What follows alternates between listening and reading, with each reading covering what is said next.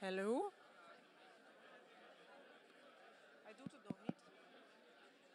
Super. Nu wel. Ladies and gentlemen, may I ask you to take your seats so we can get started with this FAR conference. So, good afternoon, everyone, and a very warm welcome to this FAR conference of 2026. On this, I was going to say a beautiful summer day. We still have to wait a little bit for the sunshine, but it is coming and it is getting warm. So tomorrow we'll have a real summer day. So FAR celebrated its 10th anniversary last year, and this kind of concludes that celebration. This is actually the 10th FAR conference since its inception.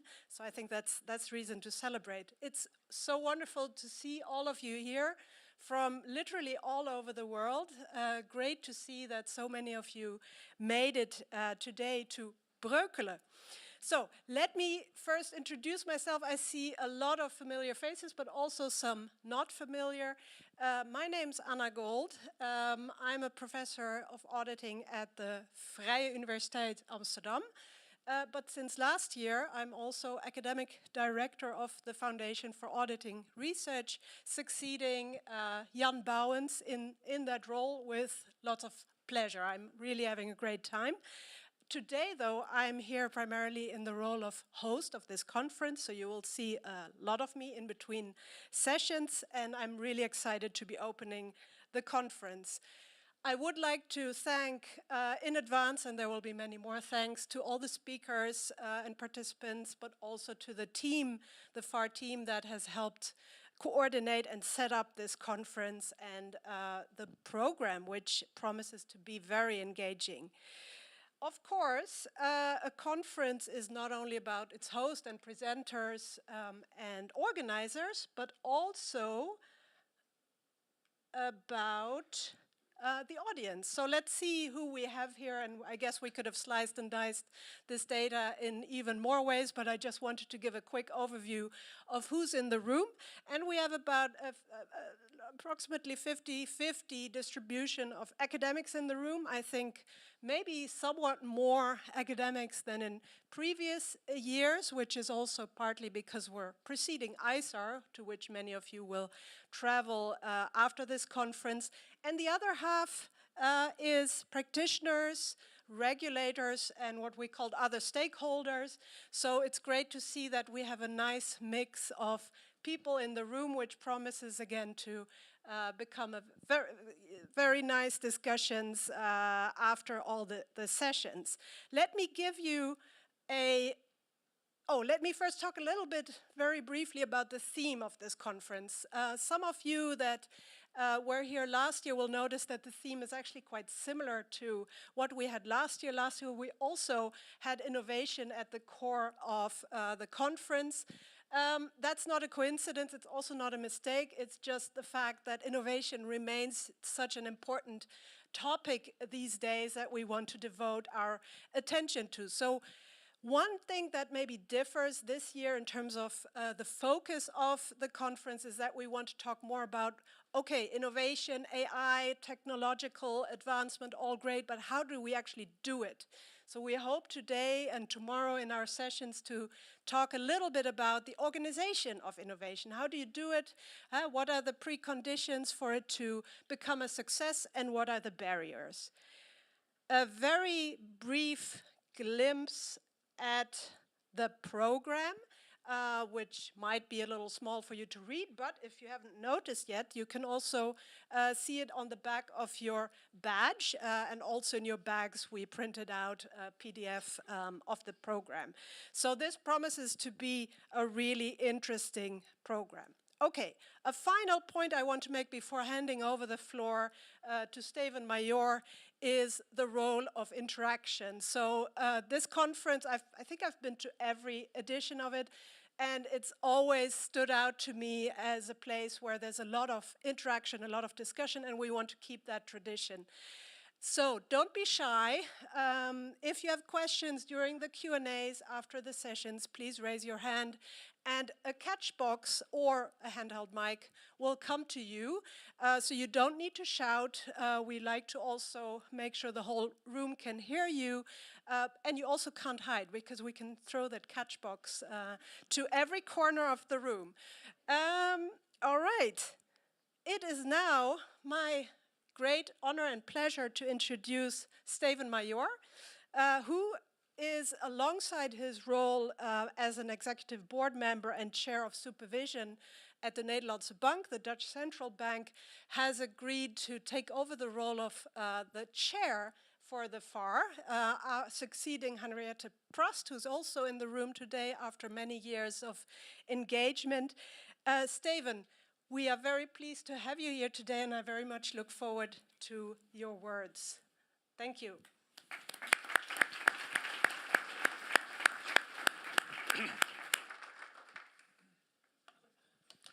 Thank you very much, Anna, for that kind introduction. And let me also thank, first of all, the FAR colleagues for organizing this event. Many thanks for all of you for being here. Very good to see you here in this packed hotel room. And it's promising to be a very nice conference. And I would like to share a few personal remarks with you. Obviously, it will not be as solid as all the other presentations that we will get in the upcoming 2 days, but I will do my best to give a little bit of a background on my own personal background and also in the role of FAR and also maybe a few words on the topic of the conference. As Anna said, I'm currently a board member at the central bank in the Netherlands, DNB. I'm responsible there for supervision.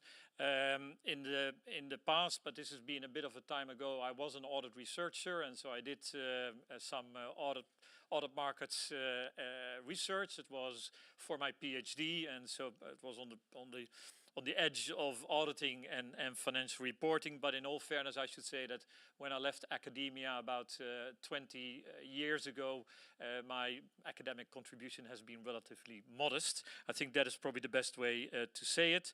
On the other hand, I've been involved in auditing activity, in the sense that I was responsible in the Netherlands for establishing auditing supervision, which was in the first decade of this century, where we started to have, in various parts of the globe, we had audit supervision that was implemented.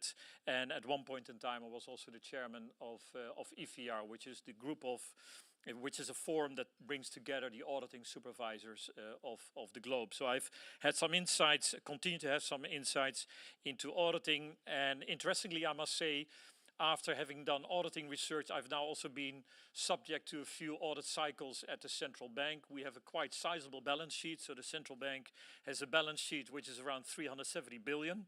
And of the 370 billion balance sheet of the Nederlandse Bank, about 70 billion is the gold. And I must say that probably one of the most interesting things to do as an auditor is to audit the gold of a central bank, because you actually physically go into the vault to look whether the grams are correct of all the bars.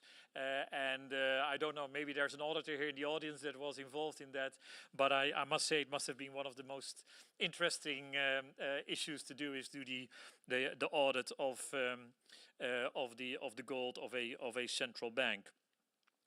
Maybe then on FAR, and let me thank first of all Henriette Prost and also all previous board members to deliver FAR in such a good shape.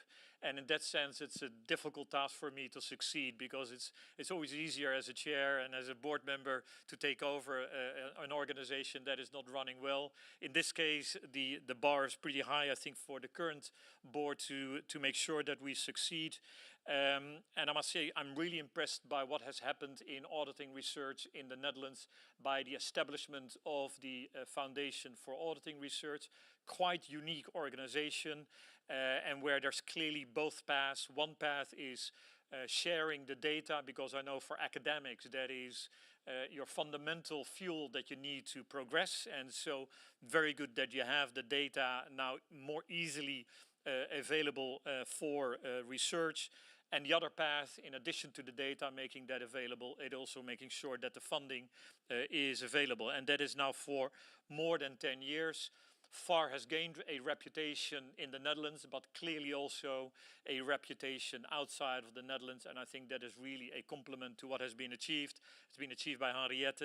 I think I should also explicitly mention here Jan, with the risk that I'm excluding persons, but I just want to express a big compliment to all the previous people that have built this, because as I also can see, and a little bit more from the outside, is that auditing research has really flourished here in the Netherlands. And this event, the FAR, really has become a flagship event around auditing research in the Netherlands and beyond. At the same time, looking at the future, one thing that we like to achieve as a board is trying to get even further connections between research and practice. That is always a very sensitive issue. I can remember it very, from when I was myself an auditing researcher. In that sense, that debate hasn't changed around the sensitivities, but I can only encourage you to try to close that gap and make sure that we have indeed an early engagement by the researchers with the practitioners. We have now also some mechanisms to stimulate that there's early engagement by researchers with practitioners. There's also a better alignment between the auditing topics that are getting approved or getting awarded within the system, where we definitely also look at the connection with the real-world audit challenges. And finally, I think what is very important, one of the most logical ways how academic research get into practice is through the educational route, is that we use this in our educational material, and therefore it also starts to impact reality. Having a bit further reflected now in my role, and I've had a bit more time to reflect on the role on auditing research, more in research in general, I must say, people in research are the smartest people that you can meet. And that is my experience. That typical is that when you go outside of the academic world, the brains are really impressive what is there in the academic results, in the academic world. Where academics, I think, really can improve is in terms of looking at the right problems, making sure that you address the right problems. And I think there's a big gap. And I would really hope that we can make a contribution there as a foundation. But I also would like to call on you as researchers to try to find those topics that are also have maximum relevance to the practical side.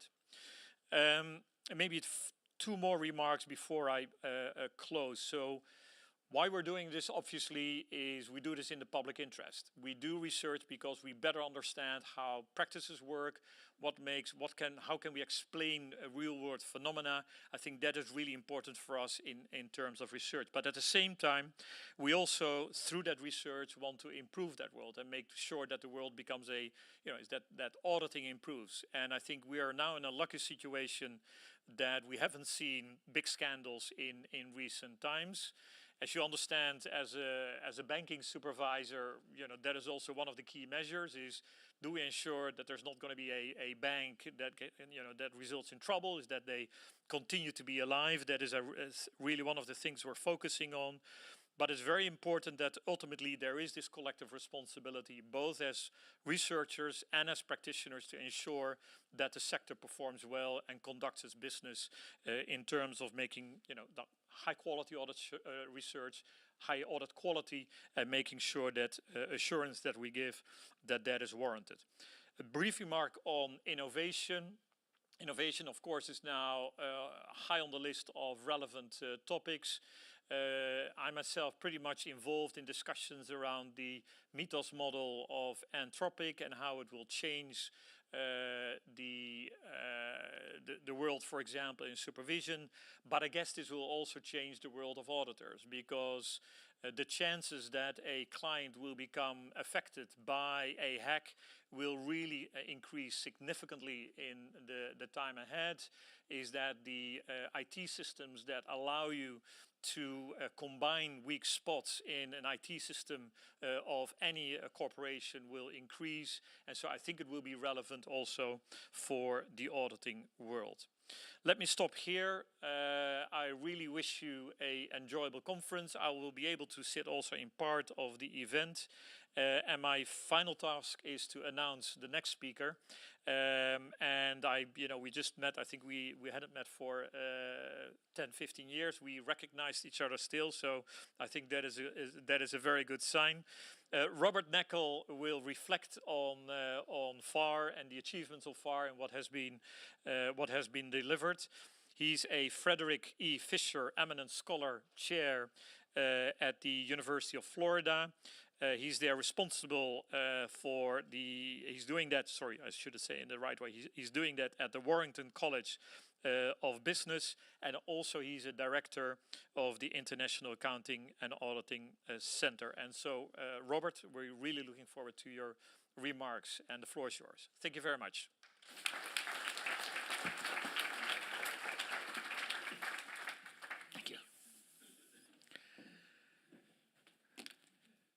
Good afternoon. I have this weird feeling I did this about a year ago.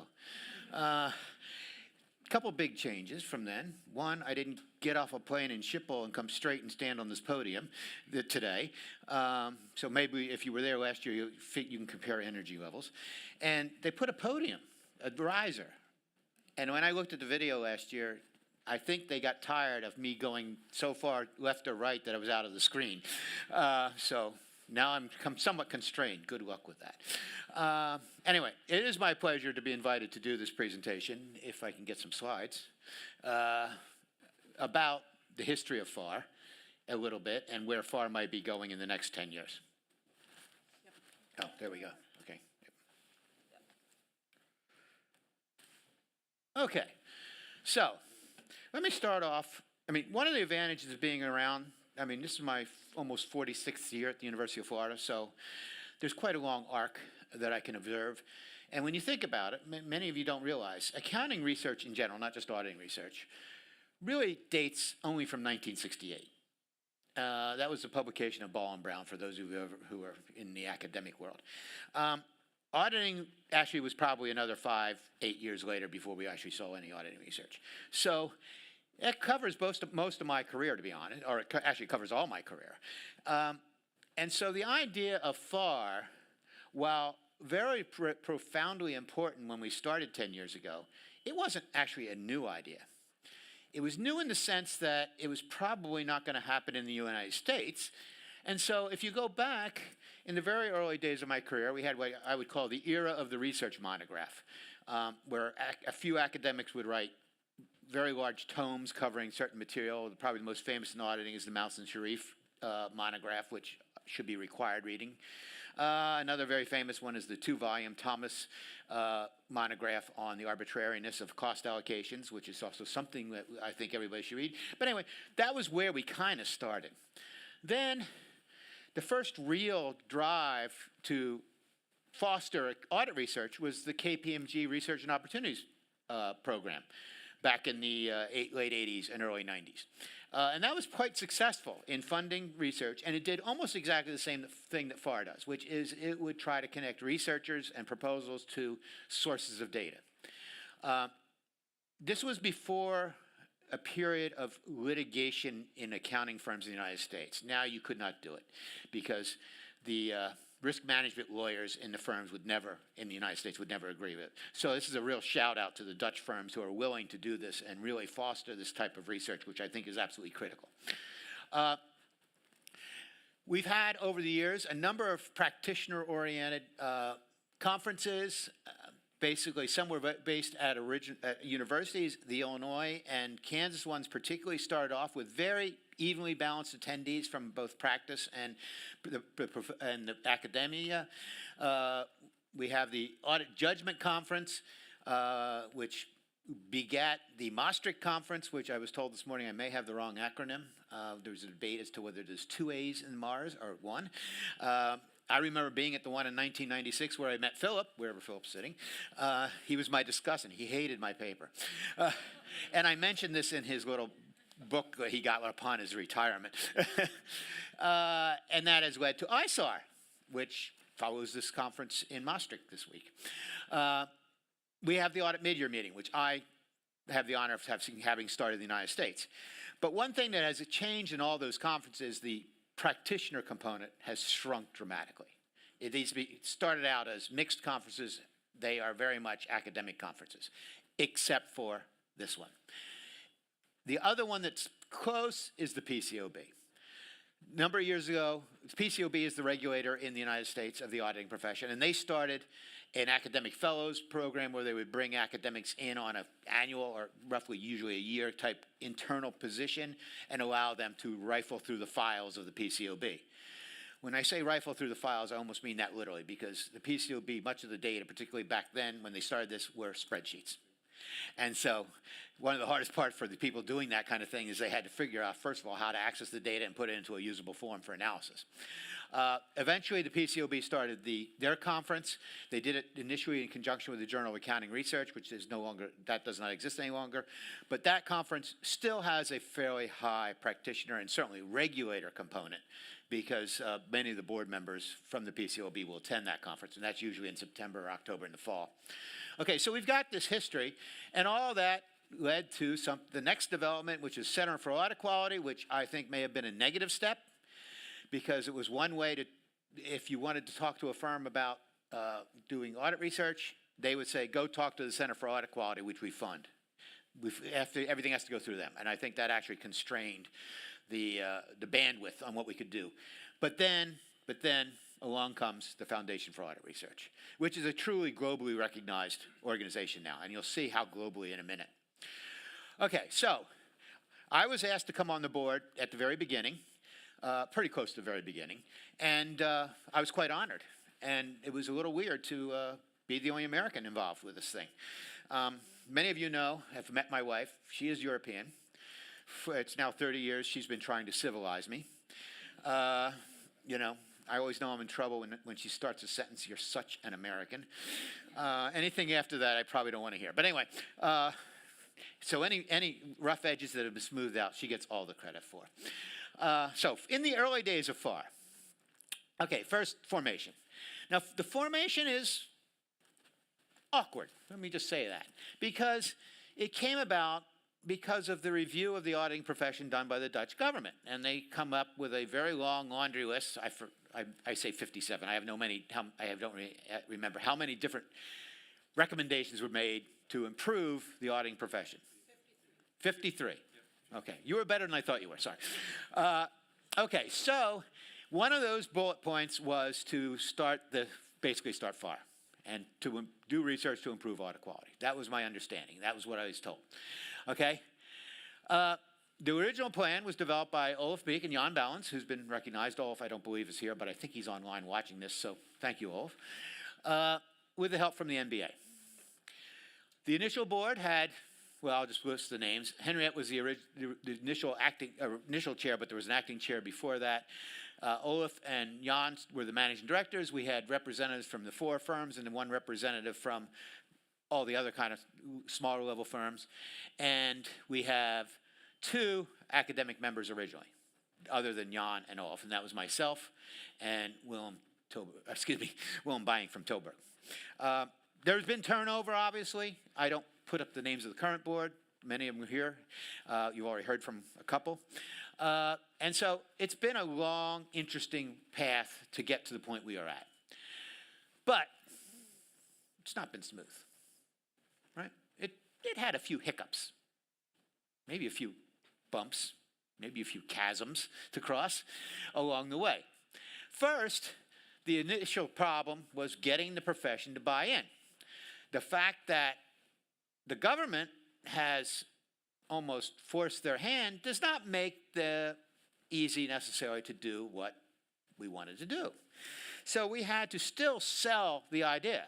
And I say I use that very loosely because I was not here doing this, unlike my Dutch colleagues who were. But the profession had to not only understand, but agree to do what they were being asked to do. Now, it did help that there was some government pressure, but nevertheless, when you're in the ditch, in the weeds, what goes on there isn't going, there's only so much you can rely upon the government. You have to sell your ideas. we had to establish a process and an infrastructure for figuring out what is meaningful audit research, right? What should we be funding? What types of research? I mean, if you look at those academic members,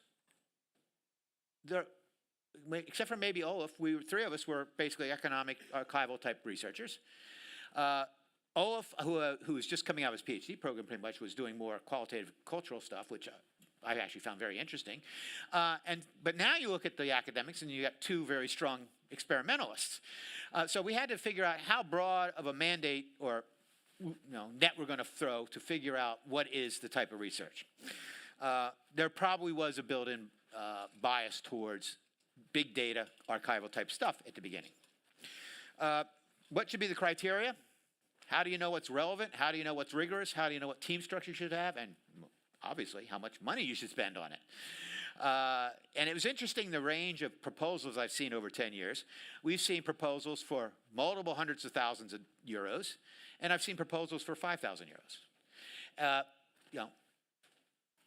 It's easier to evaluate a 5,000 euro proposal, right? So those big ones, though, often involve PhD students, which I'll come back to. What's the review process should look like? And this was a big question that we wrestled with for a long time. Should we actually devote FAR resources to hiring faculty? Which was done once. And that was a question that had to be resolved. The whole idea was to advance and improve, expand the intellectual capital of auditing in Dutch universities. That was half of the mission. The other half was obviously to improve audit quality for the profession.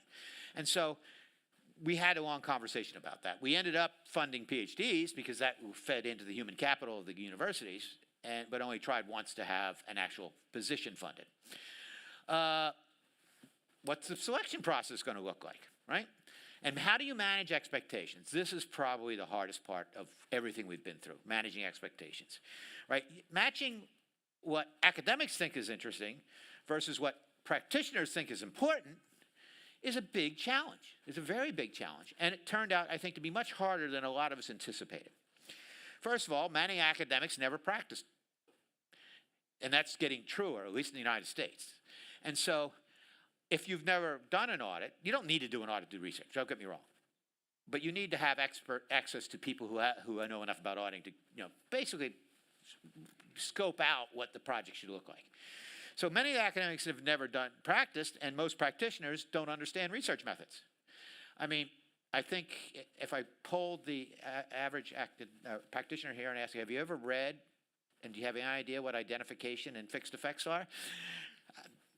We won't do that, okay? But so we talk different languages to some extent.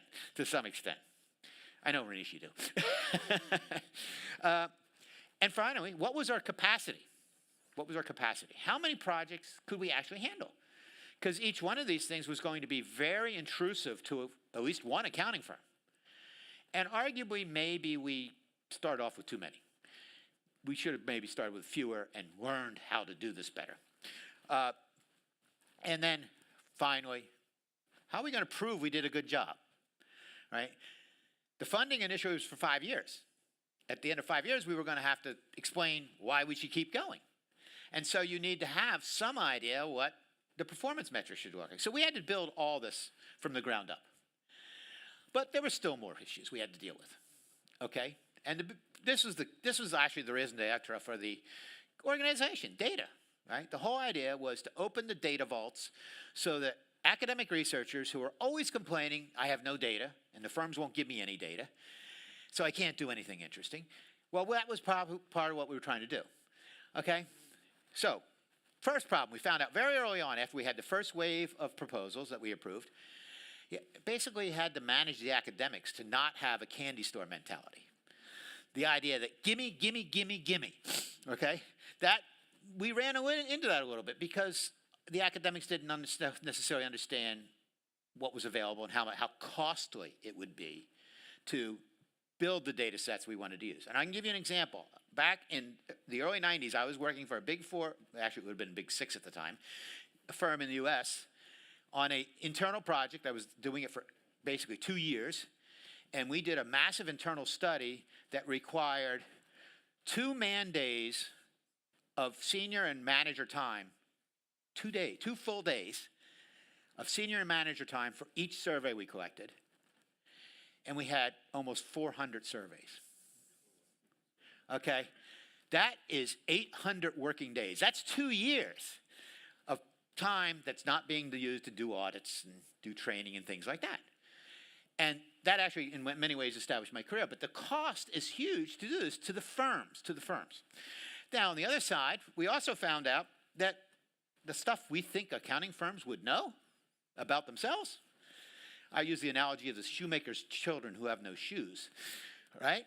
The accounting firms don't always have the best accounting systems because that doesn't just necessarily lead to revenue all the time. And we've heard they've gotten a lot better now because of FAR. So that was an unintended but probably fairly important contribution from FAR. So we had to reconcile these attitudes. Actually, before I move on to data security, one of the things we did is the first year we realized the academics and the firms were having real trouble getting these data requests aligned. So I remember Olaf Beek said, let's have a data summit, his word. He called it a data summit. We had it at Maastricht University, and we got all the teams and the firms and the researchers together, had them sit at a table and talk about, what do I want? Why do I want it? What can we give you? Can you work with that? And that kind of helped get things going. It still took way too long to get the first set of data in, and we were delayed, but that's fine. We're moving now. Data security was always an issue. You can imagine the firms were very, very, very sensitive to what happened to the data, right? They don't want it out there in the wild, running around, right? They need to have security on it. So we spent a lot of time, and Olaf, I think, gets a lot of credit for that. And then we also continuously have this debate. If we're going to collect all this data, it's for a project, but shouldn't we leverage that data once we've got it and maybe make it accessible to other researchers under some type of program? And I don't know if that's gotten advanced any further, but when I came off the board, we were having serious discussions about that. Okay, and then finally, communication, outreach, and dissemination. Probably the weak spot so far of FAR. That, first of all, practitioners don't speak the language of an academic, right? And we often don't speak the language of practice.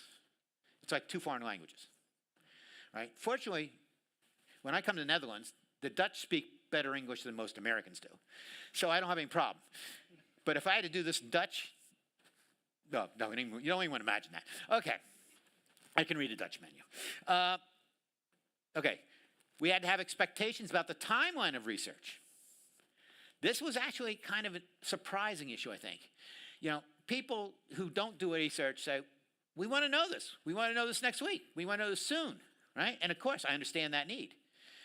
And I coined a response to that. You know what research done in a week is called? Journalism. Right? Because that's they work under a reporting deadline. We don't. And so it takes much longer. And then if you're going to take a long time doing an effective real project, you're going to have to figure out how to have some intermediate deliverables because the people who are funding this want to know, what are we really doing? You know, this money is going into the organization, and we'd like to see what kind of progress is being made. So we end up with progress reports, master classes, conferences, and so on, so that we can share our experiences. So, have we been successful? I'm not going to let you guys talk about that. I'm going to talk about it because I don't want to. It's not like raise your hand if you think FAR is successful. That could open too many doors. But I think we have. Over the 10 years, which I guess is technically really 11 years, although it's only 10 years of grants, I guess, FAR has awarded 5.9, almost 6 million euros in grants. That's a lot of money. To 65 separate projects with 162 unique researchers, 30 of which are funded PhD students. So that alone is expanding the academic pool for audit research, right? Housed at 44 separate universities. So this is a very broad net, right? In 11 different countries. Now, the United States has 23, but that's because we have so many universities, right? Are there 23 universities in the Netherlands? I have no idea. But obviously, Netherlands would be second largest with 8, and so on. And you see, it's very global. It's very global. when I was looking at this, I was kind of surprised that only Singapore pops up from that side of the world. So maybe that'll change going forward. What about output? 58 working papers. That I presume they're on the FAR website. You can go in and download it and read it.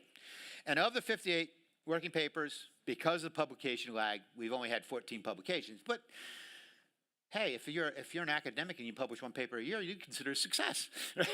So I think that will accelerate. But the other point I'd make there is the publications are in top journals.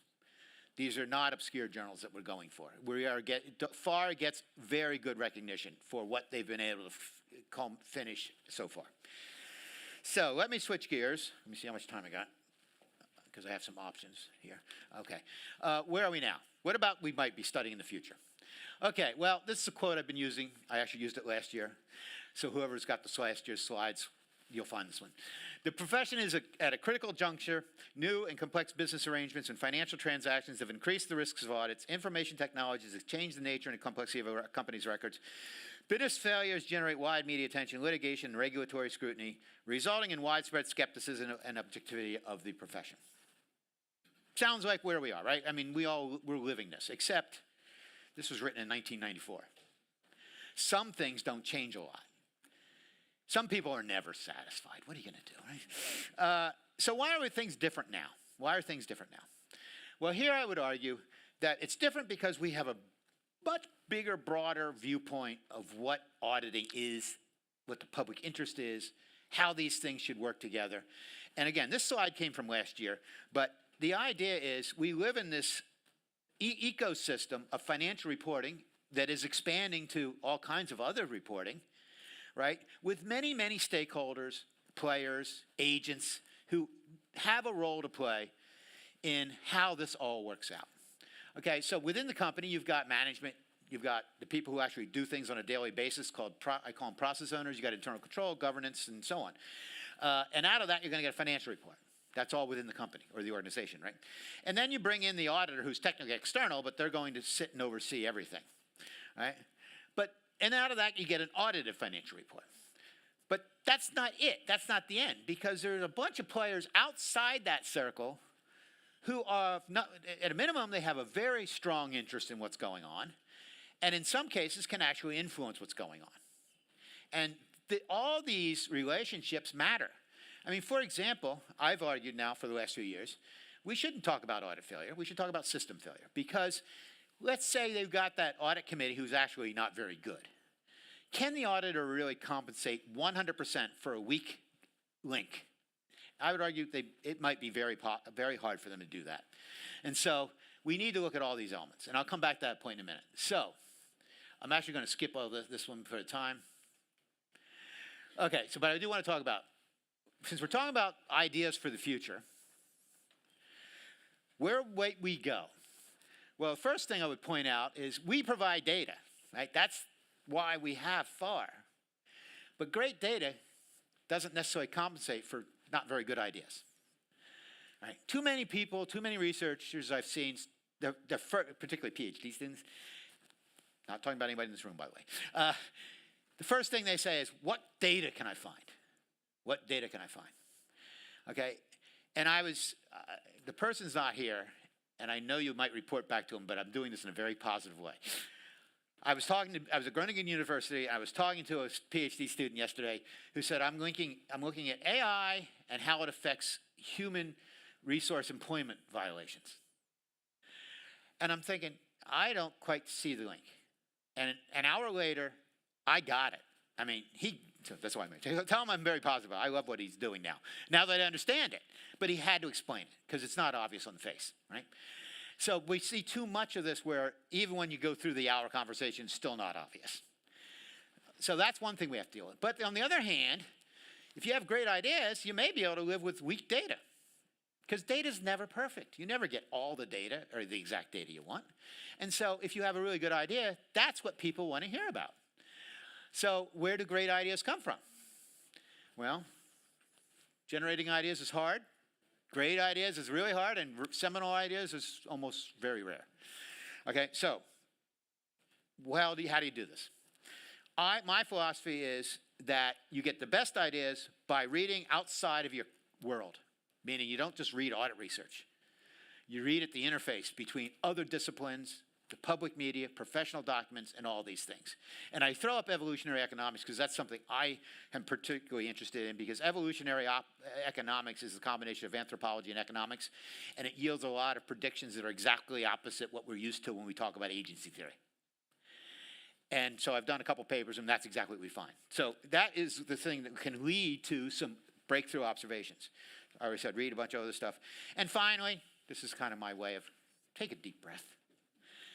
If you're a researcher, turn off the computer, and then I think one of these says ride a bike. So I ran out of space. So I used to have countries in brackets after each of the, like, work on your googly. I had Australia, because that's a cricket term. And I would have put Dutch or Netherlands after ride a bike, obviously. But we have to think. That's what I would drive home here. So where is future research going to go? Well, I don't know. I know what I'm doing. I can give some ideas for what other people might be doing. So this is purely speculative and may not be worth anything. Except the starting point's easy. Technology, right? Technology, technology, and more technology. But what does that mean, right? When you start as a PhD student and you're just getting into this and you're excited about the idea of solving the world, except after 4 years, you got this one little tiny sliver of the world that maybe you learned something about, because we can't solve the world. And so the idea of when we talk about technology, what do we mean by that? What do we mean by that? Well, there's a lot of things that happen because of technology. One that I think is overlooked is the expansion of subject matter subject to assurance. I mean, I have a paper in management science that's looking at assurance over blockchain protocols, which are much more important than people realize. Because while the blockchain of an individual transaction may be secure, the protocol isn't necessarily on which it generated. And so this becomes an area of assurance, and there is a market out there that's not done by accounting firms necessarily, or if they are, they're not recognized in the way you would recognize a Big Four firm, that are doing this type of assurance. Okay? But you can go in other ways. For example, process.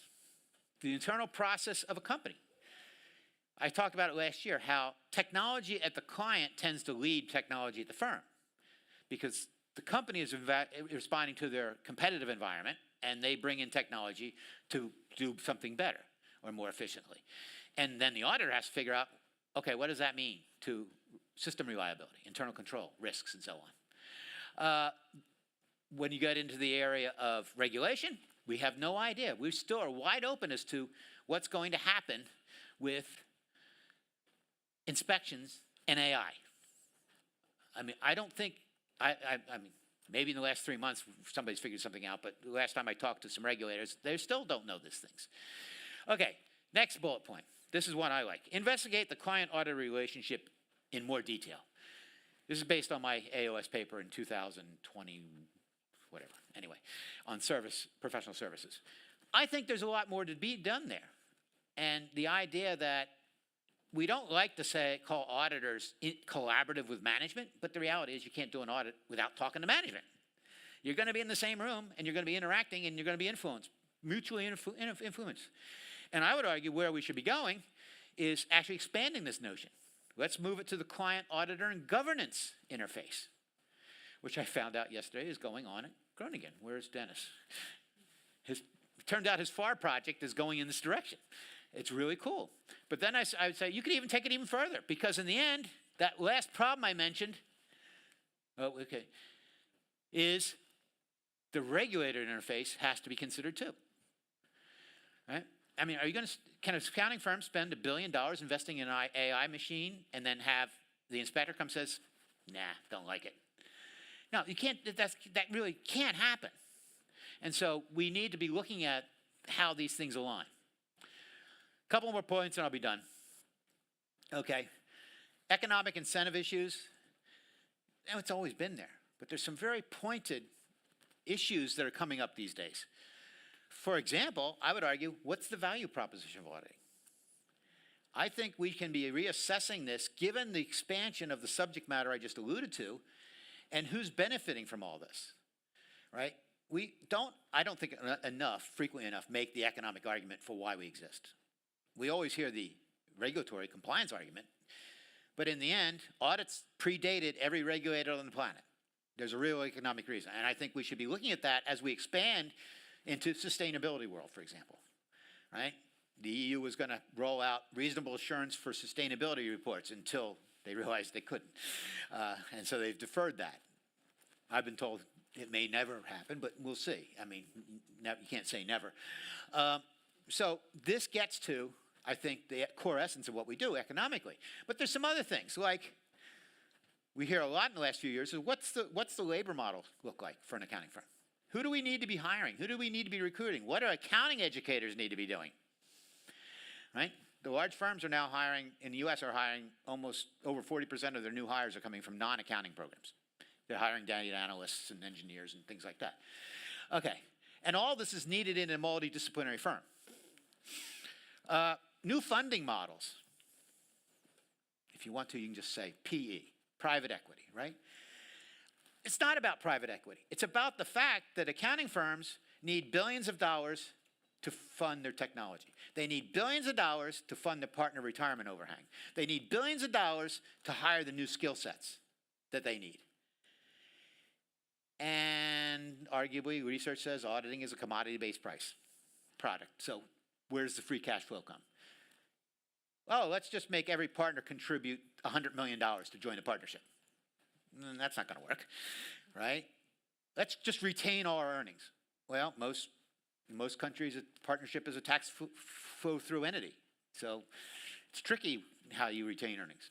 Somebody can argue with me if they want from the firms if they want to correct me on that one. And you can borrow money. Yeah, let's take out a mortgage against that building. Oh, we don't own that building anymore. We sold it 10 years ago, and we lease it. So there's a real problem. This is a very real problem. And PE has grown because it is a solution. Is it the best solution? There's debate still going on about that. I mean, we'll see. But the other thing is, PE is not new. Back in the 90s, American Express used the same alternative practice structure to create Nexia International Accounting Firms because they needed an accounting branch for their wealth management division. And so they created it. It was the first one. Now, American Express no longer owns Nexia, which gets to how do you get out of it? How do you end these? What's the end game for a PE equity investment? I'm going to skip over this because I didn't know if I'd have time for that. So I think this is a big deal. The issue of, come on, decentralized versus distributed networks, but I don't have time for that. So last comments, some practice issues, which may seem very mundane. How about the audit risk model? Right? I think some auditors probably have it, a tattoo with AR equals IR equals times CR. We haven't talked about it in decades. Well, it's time to talk about it. Because first of all, the audit risk model doesn't actually apply to things like going concerns. It doesn't actually apply to fraud. It doesn't apply to internal control weakness reporting. It doesn't apply to a lot of things that auditors are being held responsible for. So that's one reason. The other thing is, what is the audit risk model say? It says the probability of an error, of a failure. Well, okay, I'm an auditor, and I got this little convenience store audit, and it's got a 1% risk of failure. Okay, I can move with that. Then I got this thing called ABN AMRO over here, and it's got a 1% risk of failure because we're only doing frequency counts in the audit risk model. Oh, well, 1% of that audit is a little more than 1%. And so one thing I wish we think we should be doing is talking about value at risk in the audit. And I assume the firms do this because they would have risk management calculations. But the other thing is, what is uncertainty? What is uncertainty? I'm going to leave you with that one. You can look up the words. Google them. Service organization audits. This is one I've been really beating on for 2 years because Coase's theorem, which is an economic theory, says what you should do within an organization because it's economically efficient and what should you outsource. Well, the auditing standard for outsourcing was written back in the 90s when they meant payroll processing and shifting manufacturing overseas. Now, the entire organization is outsourced. They don't have much inside anymore. And so the boundaries, the coast boundaries have been obliterated, really. And I think we need new standards there.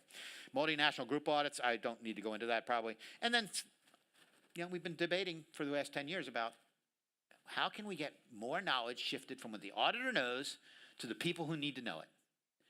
And I think ultimately, that was the center of the debate on internal control reporting in the United States. I think we're finally starting to get to the point where maybe we can actually figure out how to expand that. So let me end with a quote. In a period of rapid change, it is the adaptable, not the well-adapted, that survive. Foresight always wins in the long run.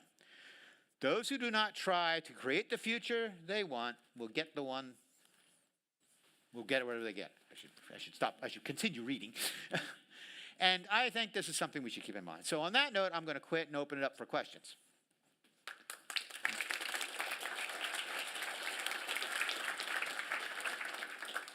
Thank you, Robert. I only went 5 minutes over. That's pretty good for me. Yeah. We started Stephen a went bit a little late long, too. also. Are there any questions? And this is where it becomes a bit tricky to throw with one arm, but I have Philip who promised to help. Any questions from the audience? Comments? I mean, somebody's got to disagree with something I said. Oh, I'm not going to throw that far. Of course. You're standing in the upper left and the question's in the back right, yeah. And I'm not really good at catching, so thank you. I'm curious, if you have one big challenge that you see coming for all the firms here, what would it be? Well, that's a very interesting question because you can say technology. Yeah, that's too But broad. all these things are interconnected, right? The multidisciplinary firm, the source of equity or capital, the nature of the human resource pool, and the use of technology, all these things, and then the actual competitive market of services that you're selling, all these things, they're not independent from each other. You cannot solve the labor model problem without knowing what your technology is going to be, right? And you can't necessarily solve the technology problem until you know what your service deliverables are going to be, especially if they're going to expand or change in some way. And so that's actually the real source. How do you look at all this thing from a level that allows you to integrate your solutions? So you advise us to dive more in a system thinking way instead of a linear thinking way. Yes. Well, thanks. Yeah, and auditors, we used to talk about this. We don't talk about it so much more. Back in the 90s, before we had Sarbanes-Oxley, we talked about... Before what? Before Sarbanes-Oxley. Okay, yeah. Too quick. I know that doesn't apply here, but you got the AFM, so it's the same thing. Yeah. But the profession in the 90s were talking about these things in a more holistic general approach, and that led to something called business risk auditing, which became a tool that was used, and eventually got embedded in auditing standards, particularly in ISA 315. And so, yes, the answer is yes. In some ways, the challenge is to move over the trauma we had from that part of our history. Well, we got slammed in the back of the head with a regulatory structure that didn't previously exist, and didn't know how it was going to play out for a number of years either, because the regulators didn't really know what they were going to be doing either. They just knew they existed now. They had jobs, and so we had to sort all that out over 10 years anyway. Okay, thank you. Yeah. Oh, that's easy. I can do this. Yeah. Cool. Robert, Oh, thank you. by the way, Yep. I forgot to instruct. Please mention also your name and the organization where you work before you ask your question. Yeah, I'd like to know who you are. Oh, you know who I am? Oh, wow. Esperance Blau. I work for PwC in the culture and Okay, behavior well, team. you're in the back. I'm old. Yeah. So, Robert Tjibbe Bosman, vrij... Yeah, I know who you are. I can see the bald head. Thanks. I'm getting there. Good seeing you too. I thank them for the new hat, because now that I'm old and I have a bald spot and I live in Florida, I can't Very go good. outside without a hat.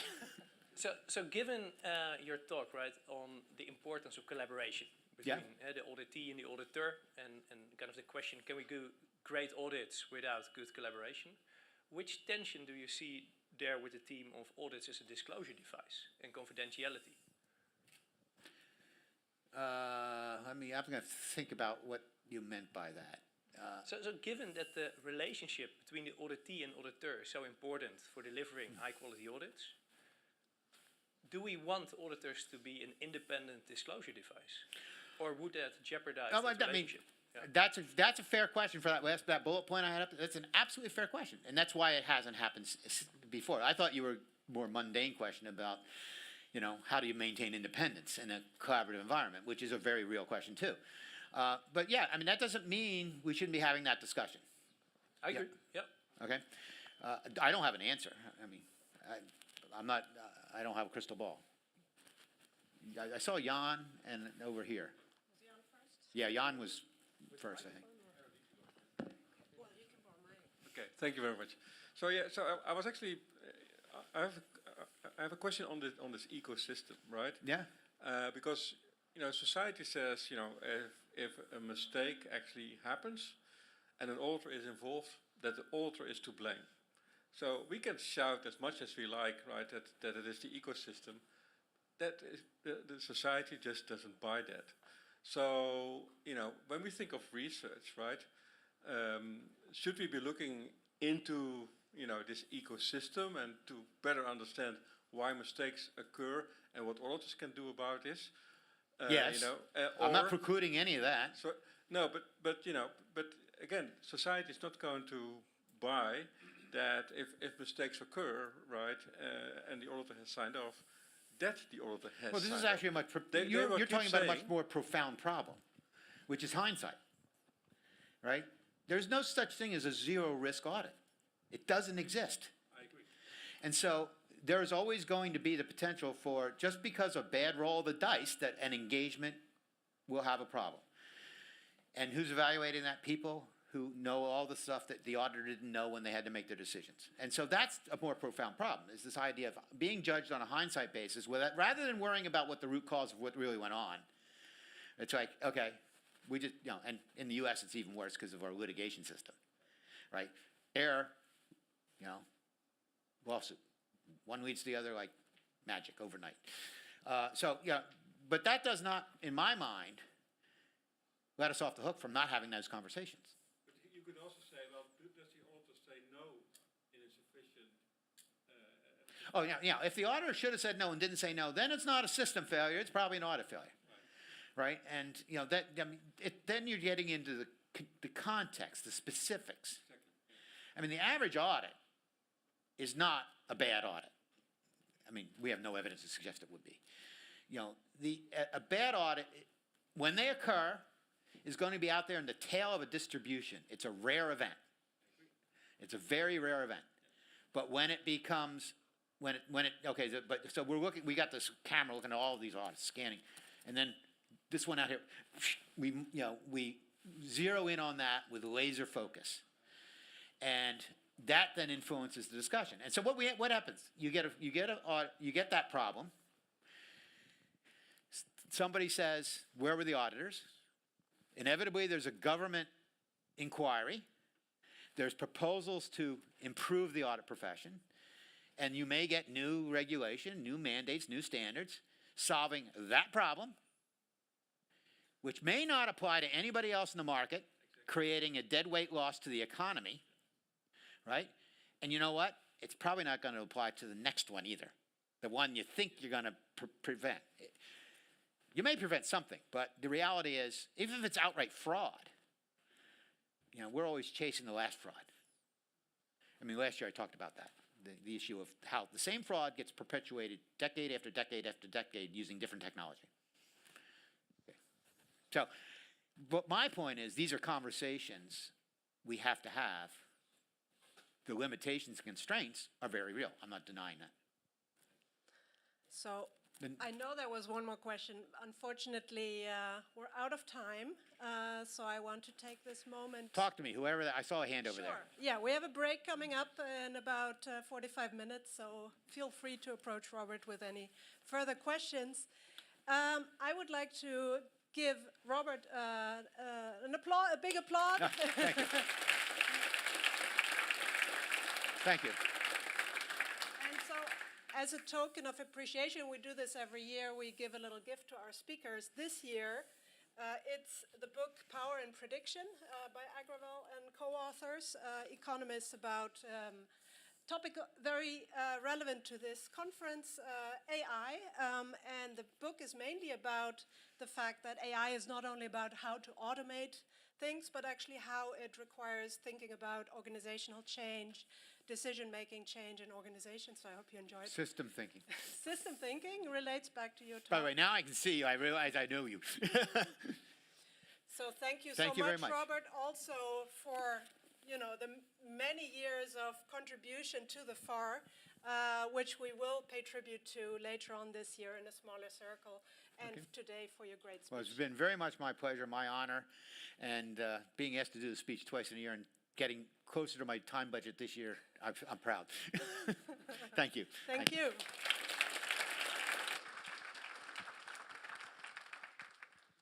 All right. So with that, let's move on to the next speakers. And our next speakers are Bart Dierynck and Lobke Weijers, both from University of Tilburg. And they will talk about a recently published FAR study on the expectation gap between what students expect from the auditing profession versus what actually goes on. This links also to audit innovations. The authors will talk more about that. Very welcome today to the stage. The floor is yours. Thank you. Thank you. This is working? Okay, good. Welcome. So my name is Bart Dierynck. I'm a Belgian professor of accounting, and at the times of the World Championship soccer, I think nationality becomes really important. Lobke is Dutch. She is the PhD student on this project. So this project has been for 50% funded by the Foundation for Auditing Research. And I think that's, just want to emphasize that this is just very important. Like if the FAR would not fund this, we would not have this position. Like the other part is funded by the research budget from the university. So it's not only about the data, but it's also like for a university only having to fund 50% of a PhD position is much, much easier, especially in times where the Dutch government has reduced the budget for universities. So let's try to, okay, good. Lobke is a PhD student. It's a pretty international team. Christian Peters, he is Dutch too. The interesting thing is his PhD project a couple of years ago was also partially funded by the FAR. Thanks a lot for that. He is currently at the University of Wisconsin-Madison. Christian is not here, and the reason is he is basically following the Dutch national soccer team in the US to attend their games. It's his holiday. Let's see how long that holiday will take. And now we have, and now I think the joke is coming. We have Claudia Marangoni. I think everyone knows from which country she is. It's one of the big European countries who are not present at the World Championships. And it's Italy. Okay, good. Let's move forward. So I think it's a pretty strange presentation for me because this is a paper that is already published. And when I was driving here, Catherine Caduce was in my car, and I said, like, this is, it feels very unusual because normally as an academic, you don't do that. You present a paper that is still a working paper, you get feedback, you incorporate the feedback, send it to a journal. But this is one that is already published. So, but Catherine said, the practitioners will like that because then it gets the stamp that it's like a very good paper or whatever. And then, so I hope the practitioners will learn something from it. We will try to provide implications for practice. And then for the academics, always happy to talk about future research, and I hope it inspires you to do more research on that. It's a part of our project. It was like a registered report. So basically what we did is December 2024, we send in to Accounting Horizons, like this is our research plan. This is the data that we want to collect. This is our research question. Then January 2025, we got, let's say, the paper or the project accepted. Like if you do this, you know, and if you do this well, then irrespective what the data or what the results are, we will accept this. So we got 6 months to collect the data, and we had to collect a lot of surveys, so there was really a lot of time pressure on it. And let's say by September 2025, the paper was accepted. So I think Roberts mentioned it takes a long time before academic papers are published. This was a very efficient process. So thank to FAR, also thank to Accounting Horizons, especially the editor David Woods. I'm pretty sure David is not here, but he was very pragmatic in running this process. And then some good news, yesterday we also received the news that a side project from the same survey is accepted at MAP, which is the Dutch journal. So you can add an initial paper to Robert's overview site. Good. I think this is something that everyone knows. Audit quality is heavily determined by human quality, and that's also something that Robert mentioned a lot. If we want to deliver audit quality, then we need good auditors. That's basically what it is. What we do in this project is, the project was titled the life cycle of audit talent, and we basically have one project about recruitment, we have one on how we develop auditors, and then we also have one about the retention of auditors. That's basically what the life cycle is. And in this project that we're going to talk today, we're going to talk about why is there an audit shortage? Why is it so difficult for audit firms to attract audit talent? To compare, or to give you an example, in our Master of Finance in Tilburg, we have plus 300 students. In the Master of Accounting, we have 150 to 200. Why is that the case? Why are choosing so many more people for the Master in Finance compared for the Master in Accounting and Control? Okay, so that's the whole recruitment idea that we're going to talk about today. What I find important is, in this paper, we tested a view on that recruitment challenge. Okay, I don't want to say it's the view. There are other views. We will test that view, test it, and there are some implications. So it's not a closed form solution. There are also other views, other theories that help us to understand the recruitment challenge. And we don't say that these are wrong. The only thing that we say is this is a view, and hopefully practitioners get some insights from this. And Lobke will introduce you to that view. Okay, so what we argue is that student expectations are very important for career decisions at multiple points actually. So let's think about this decision that you're going to start a certain career. To be able to do that, you have to form expectations about different professions. And based on these expectations, you later are going to decide about whether you want to enter that profession or not. That means that these expectations are of crucial importance. In other words, if your expectations do not align with reality about that profession, that means you're going to make decisions based on the wrong expectations. So in the end, that might mean that people do not enter the audit profession because they have the wrong expectations about it, or they might enter with the wrong expectations. And then secondly, let's think about the moment that you're then going to start this new career. You enter on your first day and you experience your first week, months, maybe year, and you will compare the experience that you have there to the expectations that you had when you entered. And that makes that, again, those expectations are of crucial importance. Because if it turns out that your expectations do not meet the reality, so that your experience deviates from what you expected, you might come to the conclusion, okay, maybe this job is not really for me, and you decide to leave the profession again.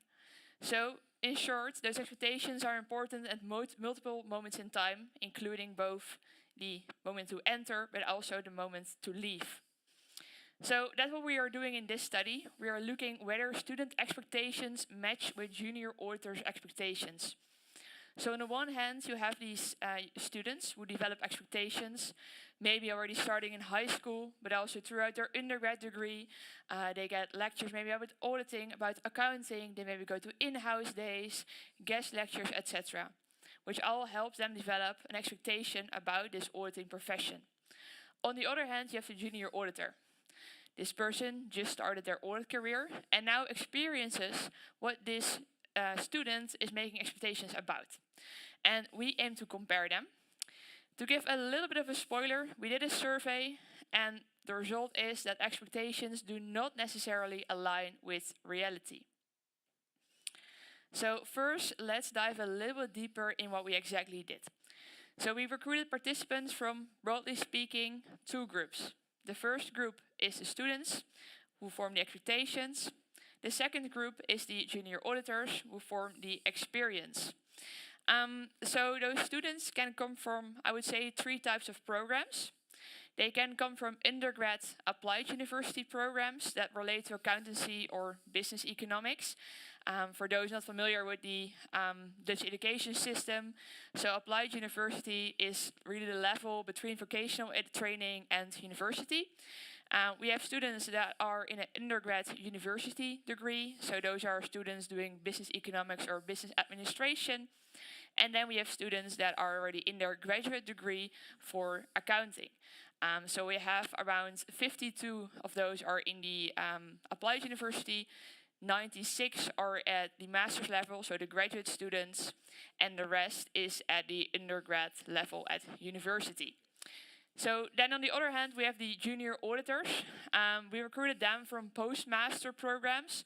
So that is the time that you still go to school on Friday to obtain the Dutch equivalent of the CPA, as well as from one part-time master program, of course conditional on them working in an audit firm.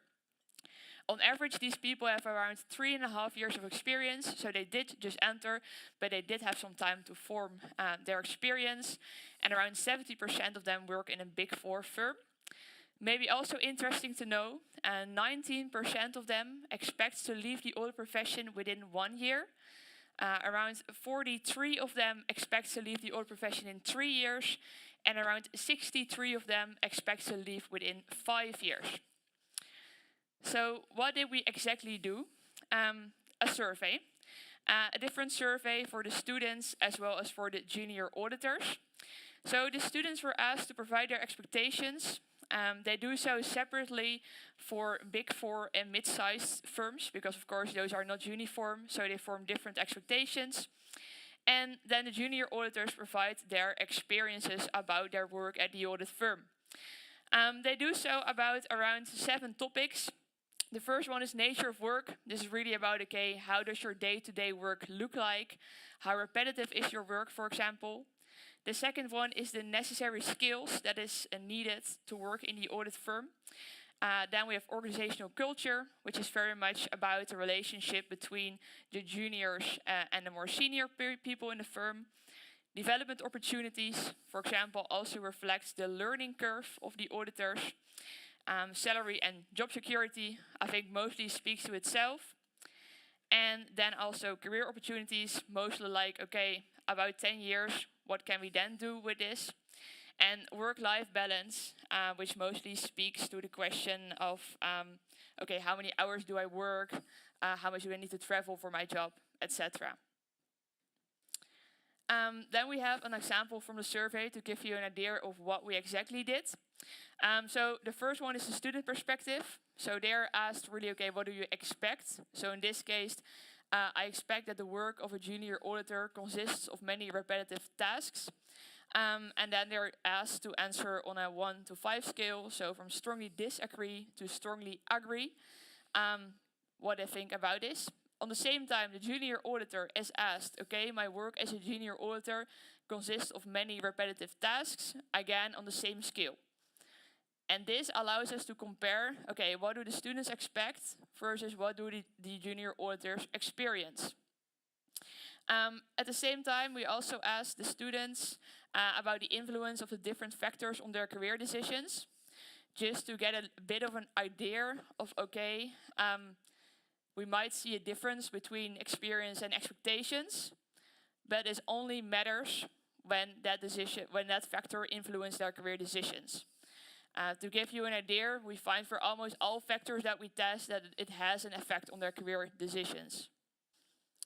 So then to summarize our findings, we find that students' expectations do not match junior auditor experiences on many items. Importantly so, this decreases the likelihood to start a career in auditing. So the bigger this gap becomes between their experience and the expectation, the less likely they are to enter in the audit profession. This of course raises the question, okay, but where exactly does this gap exist? Yeah, okay. And that's where we also would like you to think about this. So we have these 7 different areas, like nature of work. This is again about compliance-driven nature, the repetitiveness in the work. This is also where like digitization and innovation comes in. So we basically asked them like, I expect audit to be very innovative. Digitization plays a role, and then we also asked this to the junior auditors. We asked them about necessary skills. Think here about like bookkeeping skills. Think here about interpersonal skills. Organizational culture is like about the relationship with supervisors and with colleagues. Development opportunities deals with I will have the opportunity to specialize, like in ESG and technology, whatever. And then I think salary and job security speaks for itself. Career opportunities is how you can grow through whether you can build up a career. Work-life balance has to do with doing over hours. And normally we should be, so you can take your cell phone, because normally we should be able to do this short survey. And if you just scan this QR code, then you go to a survey where you can indicate where do you expect the mismatch between the experiences and reality, okay? And you can indicate as many as you want, so which means it's something between 0 and 7.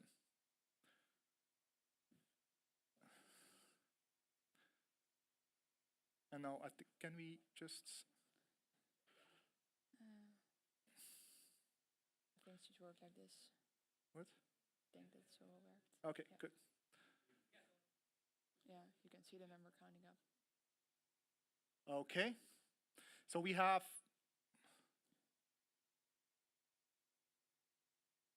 Still moving like a little bit, the late entries. So we have about 70% of people who think there will be like a mismatch between nature of work, 28 necessary skills, 50 with respect to culture, 35 when it comes to development opportunities, and then 33 salary and job security, 24 career opportunities, 65 work-life balance, okay? So the top 3 is nature of work, organizational culture, and then work-life balance, okay? Let's now look at what do our data say, okay? So what do our data say when it comes to where do the biggest differences arise? And then in academia or in science, we called it like significant differences, okay? So we basically, we see a very significant difference when it comes to the nature of work, okay? We don't really see a difference when it comes to the necessary skills. And nature of work, we're gonna delve deeper into that in a minute. We don't see a difference when it comes to the necessary skills. So that basically means that students have a pretty good idea of what the skills are that they need to work in audit. We see a mismatch when it comes to organizational culture. We see a mismatch when it comes to development opportunities. We don't see a mismatch when it comes to salary and job security, career opportunities, and work-life balance. One particular note with work-life balance is that on average, we don't see a difference there, but we see that students, let's say, think they will have to do more over hours than what it really is. That's basically the only thing, but if you look at all the items, we don't see like a difference there. What we're gonna do now is we're gonna delve deeper into the 3 different points where we see like a difference. Because there are like 3 possibilities, the mismatch could be because students overestimate the job characteristic, or they basically underestimate the job characteristic. Okay? And so let's go to the nature of work. So here we have like all the different items that we asked. So we asked about the intellectual challenges, repetition, compliance, diverse set of organization, and AI and data analytics use. And the last one is particularly important for this conference, because this is also something like, if we can say to students that this is really about AI, this is really about data analytics, this is really about innovation, is there like a mismatch? And that's important for practitioners, because if there is a mismatch, that means that you need to inform students better about that, okay? Jan, do you think there will be like a mismatch on AI and data analytics use? And if there is a mismatch, do you think students overestimate the impact or the role of AI, or do you think they underestimate the impact of AI? Within their jobs? Yeah. I think they will overestimate. Students overestimate the role of AI. Okay, so let's look and then mainly discuss the big 4 results. The mid-sized results do not differ that much, but it turns out, based on our data, again, based on our data, that they have a pretty accurate view when it comes to AI and data analytics use. And I think you maybe now have some people here who think like, yeah, Bart, but if they rate on a range, on a scale from 1 to 5, if the accuracy is at the level of 1 or 1.5, then it's maybe accurate, but it's basically not what we really want to see. So we checked the data again, and basically the average here for what do you think the role of AI will be? What is the role of AI in your job? That's what we asked to the junior auditors. This is around 3.8, 3.9, okay? So it means that they estimate there is a pretty big role for AI in our jobs, and students also estimate or expect that. Let's also look at a couple of other aspects of nature of work, and I'll go a little bit faster here. So we basically see that students underestimate the frequency of client contact. Okay? They underestimate the friendly and cooperativeness of clients. And I think this comes back to Robert's points. When we teach auditing, it's basically often like it's the auditor against the firm. That's actually not the case, okay? Or at least that's less the case than what we teach. I think that's a better expression. Students underestimate the autonomy in the task approach. So basically, students think they just have to follow certain guidelines and they don't have like an autonomy in ordering the task or whatever. And that was like the last item, okay? And then, so let's do, Lobke will do the 2 other topics. Yes, so up to organizational culture. We have 4 items here. So good and friendly relationship with your peers, good and friendly relationship with your seniors, the extent to which your seniors are approachable, and the extent to which your concerns are taken seriously.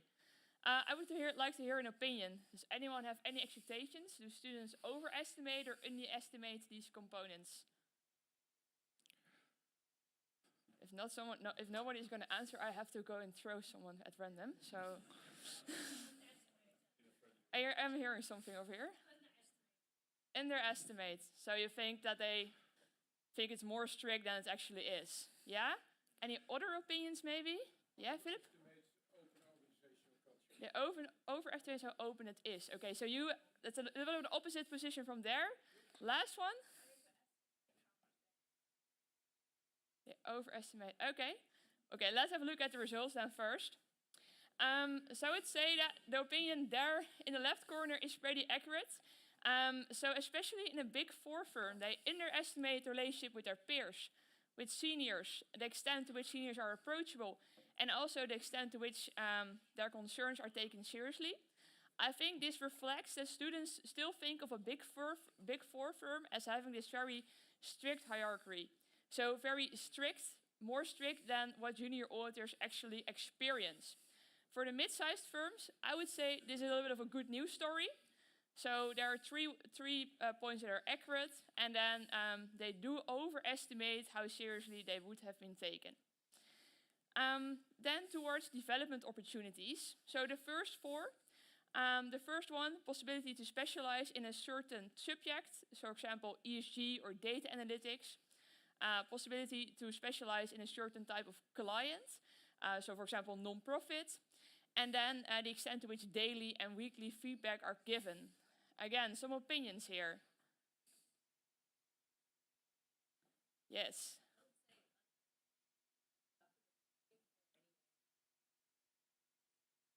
Okay, yes. That's one opinion, so underestimate. No other opinions? Overestimate daily as well. Okay, well, let's have a look. I think here, this is a good news story, so we're pretty accurate here. What I would like to highlight is the possibility to specialize in a particular subject. So again, this taps into the topic of today's conference, innovation, data analytics. Again, we're pretty accurate here. Then we have the next set of 5 statements for development opportunities. So extent to which performance is evaluated, the steepness of the learning curve, opportunity to develop as a professional, and then the adequateness of the training sessions as well as the on-the-job training. Any opinions in the front?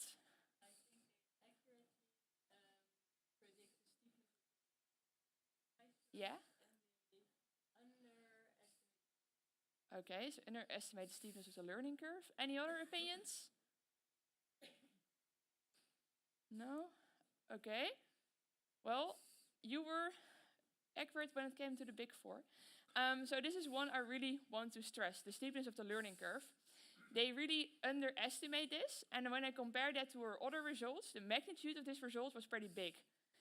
While at the same time, the students do indicate that this is an important factor for them to make a career decision on. So they underestimate it, but it is important for them.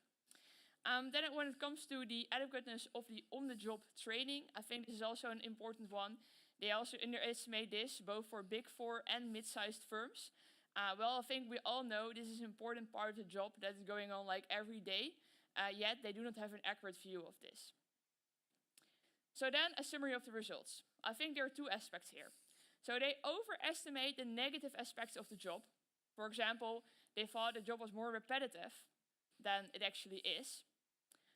They also underestimate the positive aspects. For example, they underestimated the learning curve. They underestimated their relationship with the senior. They underestimated their relationship with the client. And together, overestimating the negative aspects and underestimating the positive aspects makes that they have a too pessimistic view of the audit profession, especially when it comes to nature of work, organizational culture, and development opportunities. This then raises the question, okay, there is an information gap. What can we do to improve on that, to decrease this information asymmetry? And this is based on how we try to do this in the Netherlands. I think that's pretty similar for other countries. Like we have these things like a shadowing day. Firms are organizing in-house events. We have guest lectures.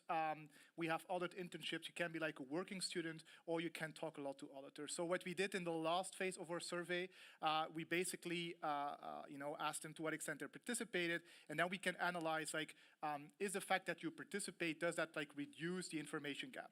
Okay, and then we don't find very promising results. So basically what we find is we only find that in-house days and internships basically are able to reduce the information gap.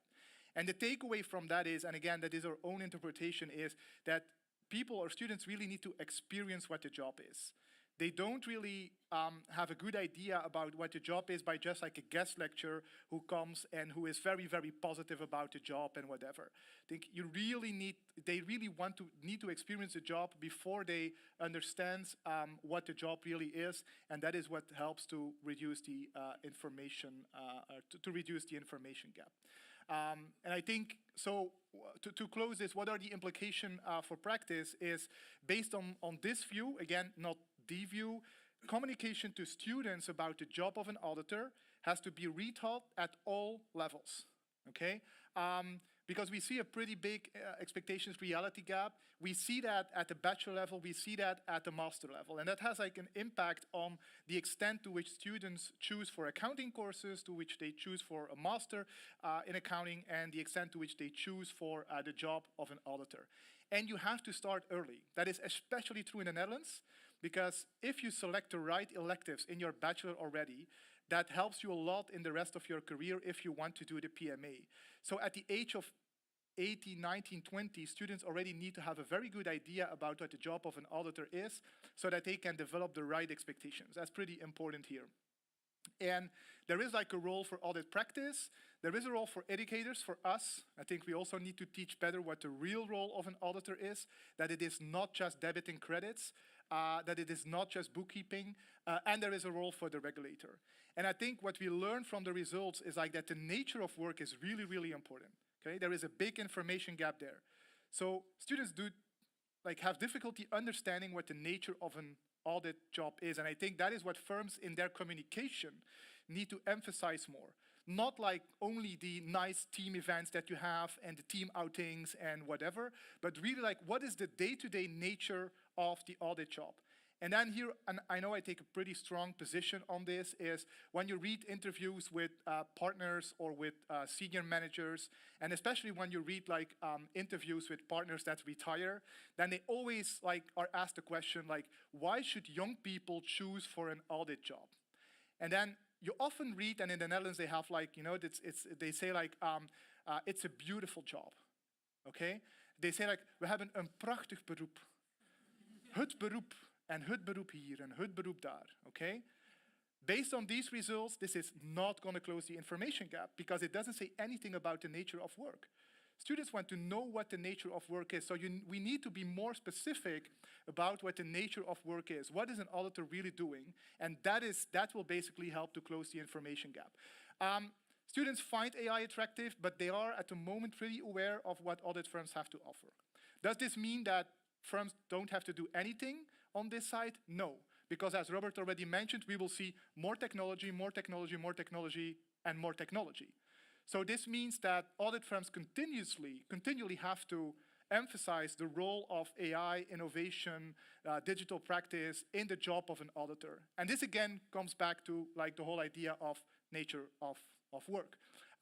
So that's basically what we have based on this FAR project. We are collecting all the data for the development project, but it's time for questions. So feel free to ask your questions.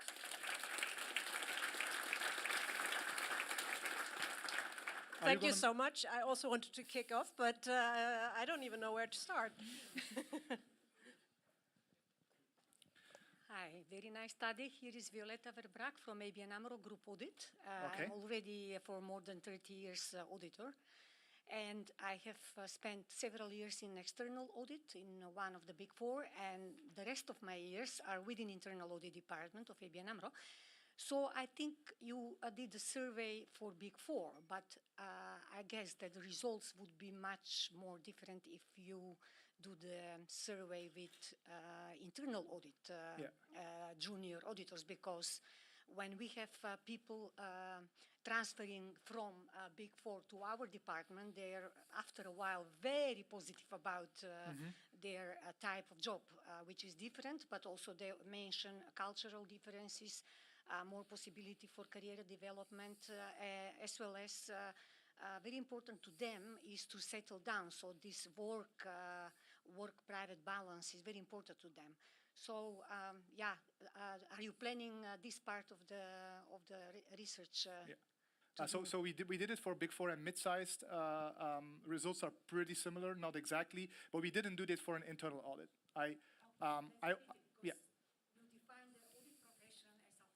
Yes. So the internal audit profession is part of this definition. Definitely. I think for students, the nature of work of an internal auditor is maybe even more difficult to understand. So that would be very interesting to do this type of research. If ABN AMRO is willing to sponsor it, then I will give you the bank account of Tilburg University. Okay. Yeah, I would Future think that research opportunities. Yeah, future research opportunities. Yeah. Hi, thank you for presentation. I'm Chris from robotics. Got a question. If I understand correctly, it's a cross-comparison between students and people who are currently working at an audit firm, right? Yes, yeah. How do you see the risk of survivorship bias? But with people currently working at the audit firm, they are still there. Other people already left. That might be the people who had different expectations and already left. How do you see that risk and how do you counteract it? Yeah, I totally see where you're getting from. So we also thought about that while doing this study. So what we did is that we did some additional analysis with people that were there for like 1-2 years, 2-3 years, 3 to 5 years, etc. See, okay, does it change our results? We do not really find evidence of that. I think we were able to get a quite early sample of people that also just started, like also the first year of the postmaster, for example, so that we were able to mitigate these biases to some extent. Yeah. I think that's a very good question. If we would do this with auditors with 10-year plus experience, then the survivorship bias would really kick in. Yeah. Yeah. Yeah, so we that are. Would be amazing. Yeah, we have such a study now with FAR data where we try to follow auditors over a year. Believe me, not easy. But thanks to FAR, we can get to it slowly but steadily. Hi, Yvonne from PwC. So the premise of this, like, sort of the background is that we've seen an increase in sort of the lack of retention. So auditors are increasingly leaving more than we've seen historically. But I suppose anecdotally, when I speak to some of my the senior partners, they say that they didn't have a really clear expectation of actually what they were getting into when they were becoming auditors back when they were.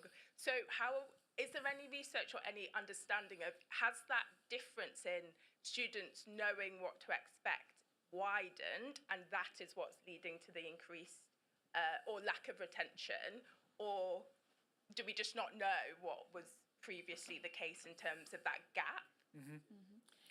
I think we could speak to that to some extent. So there is a previous study that was done around 2000 that follows the same idea of what we did. So they also had statements to students, statements to auditors, looked at the difference. They also already documented, okay, there is a gap.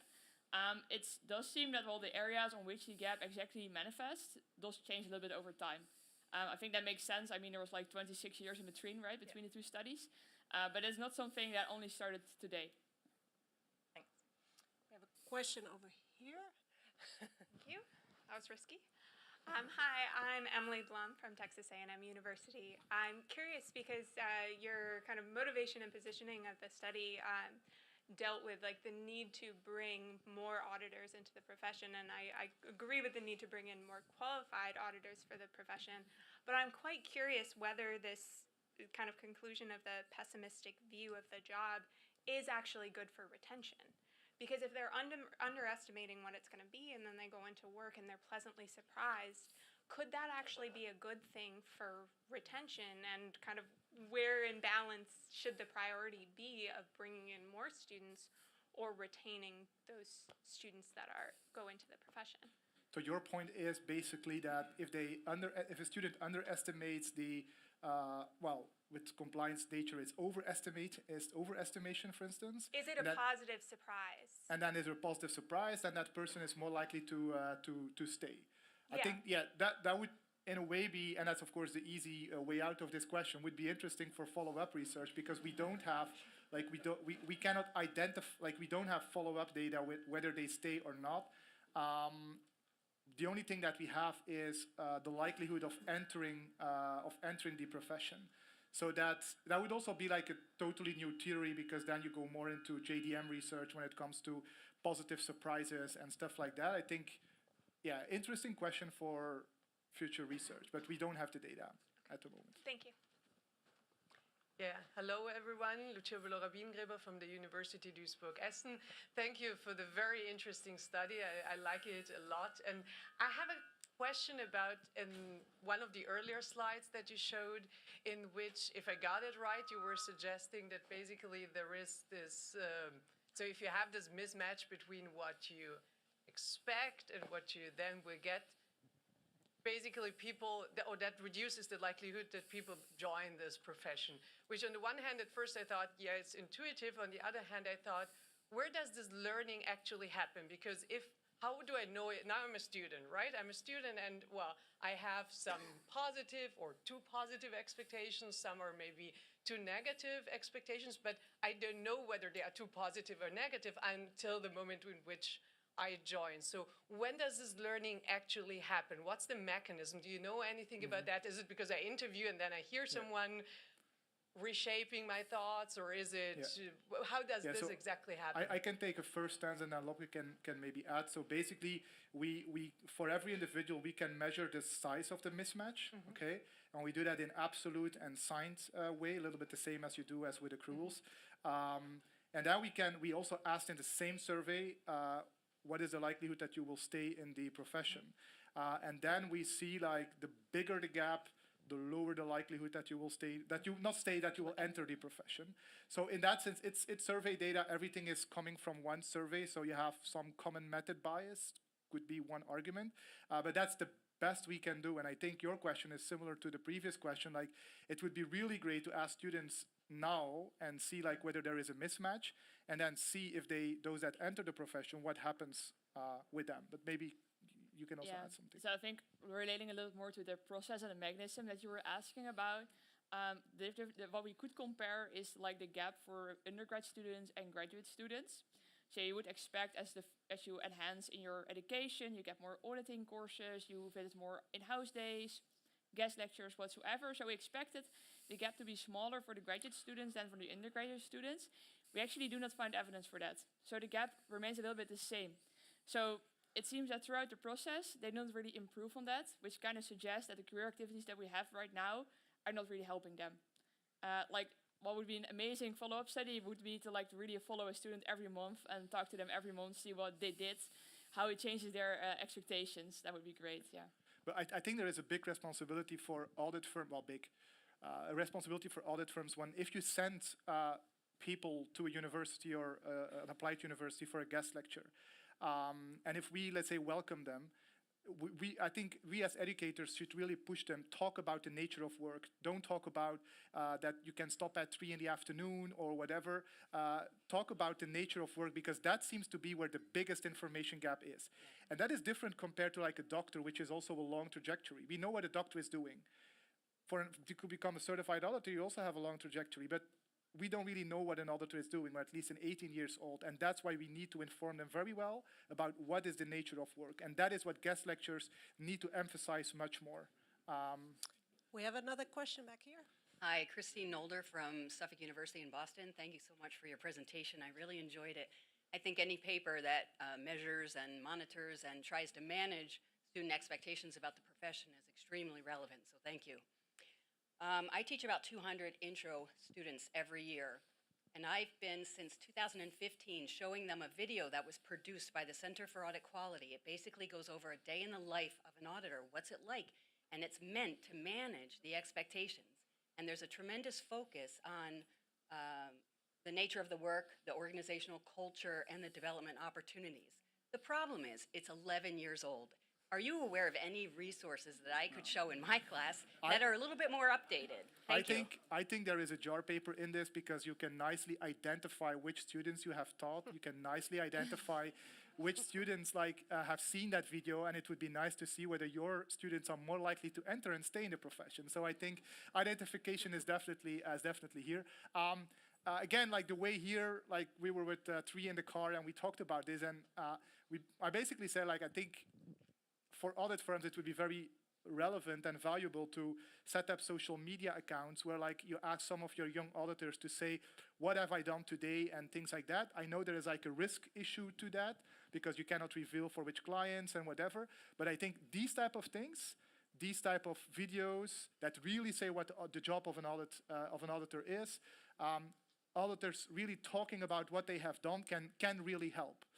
So I would maybe not do it with a video, because if we do that in class, then after 30 seconds, these students are thinking, like, how long will this take? But I think setting up social media accounts, doing this via social media, whatever, TikTok, I don't know what my kids are watching every day. I think that's maybe the modern alternative. Yeah. I know there are many, many more questions, but unfortunately we're out of time. But Bart and Lobke will be around in the break, so approach them any chance you get.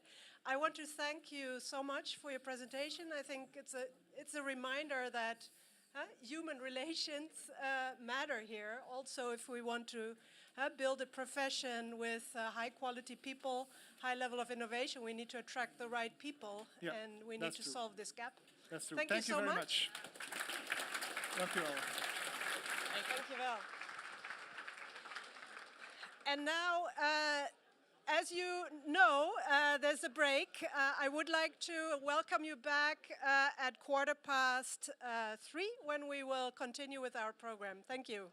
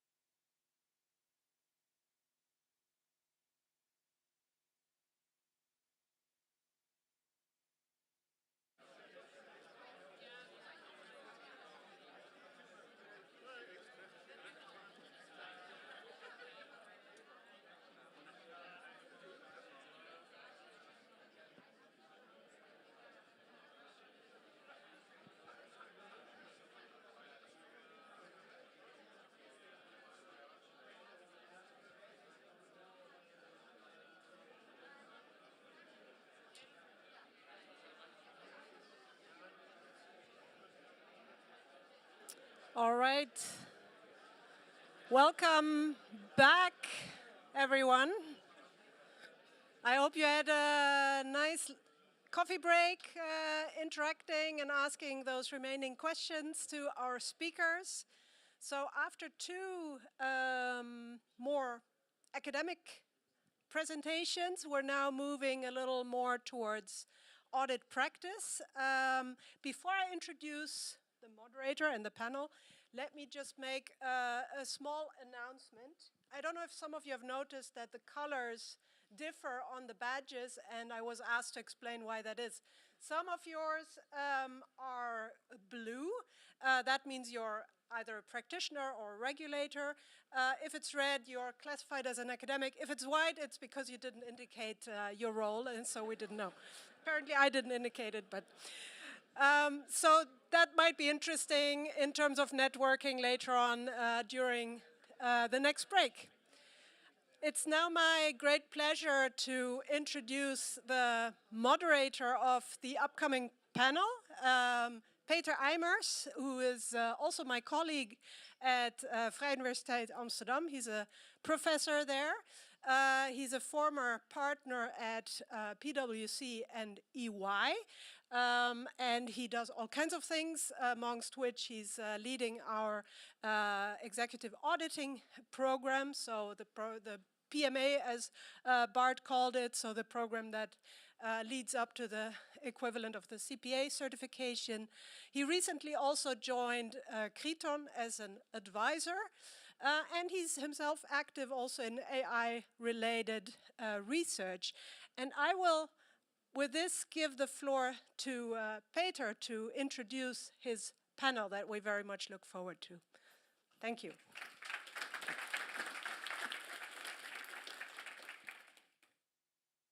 Well, thank you, Anna. Welcome everybody to this innovation panel session. As Anna introduced me with a lot of things, but I can tell it in one sentence that I'm passionate about auditing already more than 33 years. Auditing in various respects, the role of auditors in society, principle-based audit methodology, but maybe the most prevalent about professionals who must navigate in a high demanding and complex world. And for me, the concept of audit risk, and responding to Robert, the concept of audit risk for me is universal and still live and kicking. It's more about getting rid of all kind of formulas, but we may discuss that later on during breaks today or the coming days. And as Robert already said in his presentation, academics do not always talk the language of practice and vice versa. So in the coming hour, I will be your bridge between academics and auditing practice. You will be part of a lively debate, which I host here. I feel like a talk show host with leaders from Big Four firms about the influence of AI on audit profession, on the audit professionals and the audit firms. It's not about who has the best tool. That's not for discussion, but more how to do it, how to implement. Where do you see resistance? What are your challenges, and so on, and that all may aspire you for your future research. And so, contrary to the presentation by Bart and Lobke before the break, now academics can learn from audit practice. So that was for their in their presentation about what audit practice can learn from their valuable research. Just one note: one of our panelists, which was announced, Tom Hagenaas, he had to cancel because of illness. Nevertheless, the man on the stage later on will have to speak more, and you will have really the floor to participate in our conversations. The flow of the session here is that I will first give the floor to Pieter de Kok as an elevator pitch to give some challenging statements here. Then a panel discussion with Pieter, John Kamphuis, Ronny Duim and Sytse Duiverman. And these are partners in their audit firm, responsible for audit innovation and audit methodology and so on. And then we open there, after the first debate with the panelists, we open the microphone for you as an audience. One apology, one disclaimer here. Sorry, there are only men on stage. I encourage the women here to open the discussion round with probing questions for the men panel. So Anna, the first question is not for men. Yeah? Yeah, we had this discussion, could we change ourselves, but we said, no, let's don't do it. Before we get all the places here engaged, Pieter, may I ask you to come on stage? Pieter grew up at EY, and you started, I guess, more than 20 years ago. You 95. 95. You started 95, but Yes. 20 years ago you said, I make my own audit firm, my boutique firm called Yes. Coney, with some pals. And I remember you had one golden rule when accepting clients. You still remember? Only when they are data-minded. Only when they're data minded. I give the floor to you about your view about what's happening now on AI and what does it do with our professionals. So I give it to you. Your Yes. elevator pitch Thank you very much. starts now. Oh. I need to count down because I have 10 minutes. Yeah. So that's going to be very interesting. Thank you so much. I'm a little bit nervous, not for this session, but more that I dropped my son an hour ago for his final exam, his re-exam to pass Fabio. And he's doing that right now, so I really give him the positive vibes from here that he's going to pass. For this session, I was really looking forward to it. When I was invited to join here the panel and to kick off the panel, I started thinking, what can I leave behind here in this setting? I finally made it to the FAR. This is for me like the holy grail. This is where the magic happens. The most bright people from all over the world are here. And who am I to be here and to give a presentation? But here I am. I don't see myself as an amazing innovator. I don't even see myself as a great auditor. I'm not a software engineer. I'm not a data scientist. I'm just a guy that started 30 years ago in the field. I'm working with great people, working with technology which is out there. I'm working with standards out there, and I'm fighting battles with regulators once in a while. For that, I will maybe address that a little bit further if I have time left in my 10 minutes. But yes, here I am, together with the Big Four, opening this panel session. So I was thinking, what can I leave behind? For that respect, I think I concluded that there's 4 key questions in my mind that just keep driving me. 4 questions which are really like in my day-to-day work in the top of my agenda. I have 1 slide and I have 5 observations I want to leave behind with you. The first question I have still today is, are we really embracing as practice the technology out there? I'm working with the technology for more than 30 years. I was early. I was also a little bit lucky because when I joined EY, they appointed me, you're going to be an ACL champion. I don't know if somebody also worked with ACL 30 years ago, scripting, coding. I kind of loved it. So maybe I have a little talent, which is an analytical mindset. But nobody really cared about data analytics in 96, 97. It was very small, it was not mandatory. So I joined EY in 95, I left EY in 2005 because my mindset was data-driven. 2003, as you may all remember, SOX arrived and killed the audit innovation at EY. So my dream was kind of gone. I need to go back to SOX. I had a partner who told me, Pieter, pile of files, we still have files back then, with a little note on it, PCAOB, can you take care of this? Yeah. Oh my God. So that was the end of my career at EY. And I left and I started my own little firm. That is more than 20 years now, together with 2 other great guys from EY. Unfortunately, they're not with me anymore. They're still out there somewhere, but not in the audit, thank God.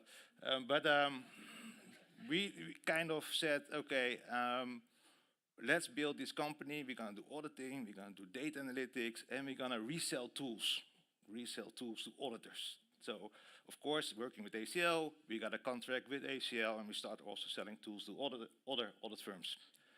From that tools, we had process mining, we got data visualization, we got Lava Storm, we got the AI tools. But I still feel like, did we actually use all these tools the last 30 years, or are we still a little bit walking away from it?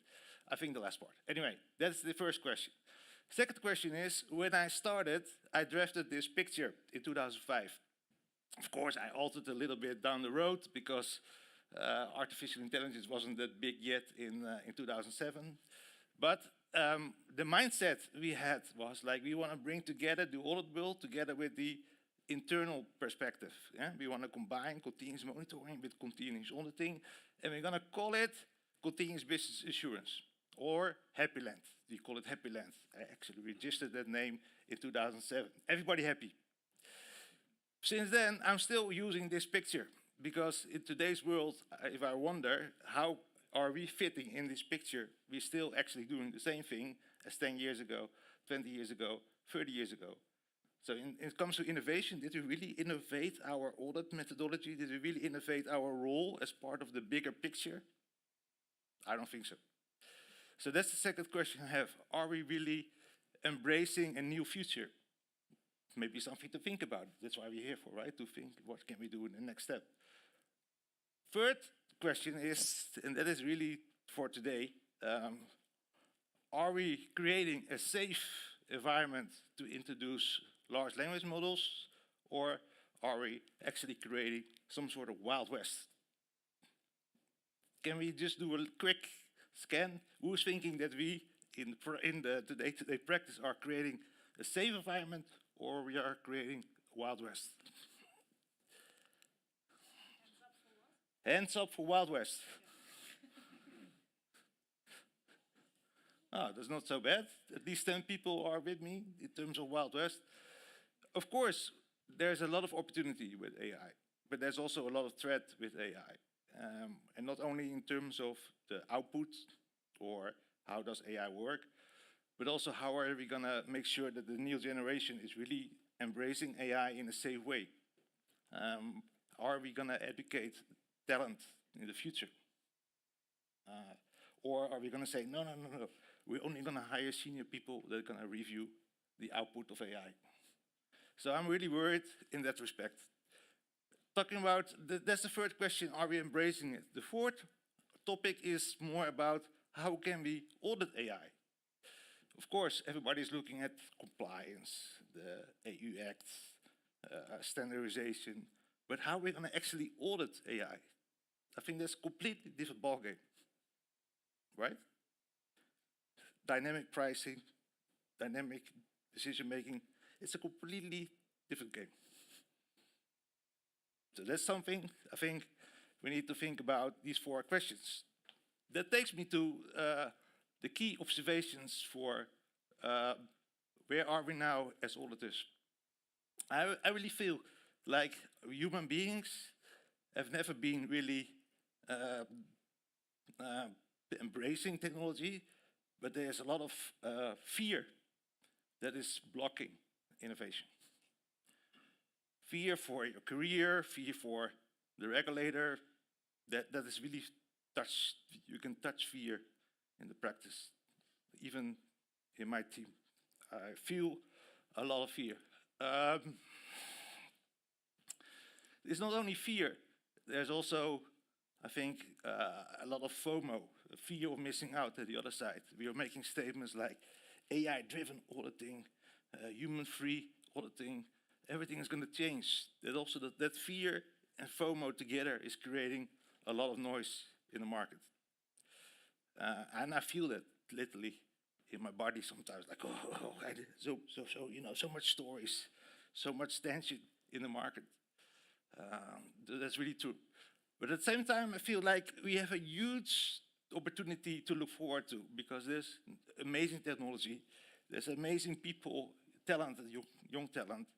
I think the market is ready to move into working together on these type of topics, not only on continuous, but also on assurance, tailored assurance, assurance across the different sectors. So I think we are in an amazing phase right now. Maybe in all these years, this is the most changing phase in my life, that I feel like, oh, we can make a difference as auditors.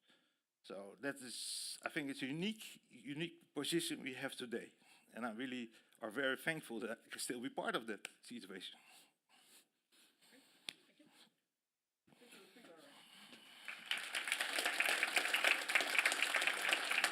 Yeah, Have a seat, indeed. Well, good to hear, Pieter, that you're still passionate about the opportunities we have with data, with AI now here. It's all about human behavior, people who have to work sometimes in a stressful situation.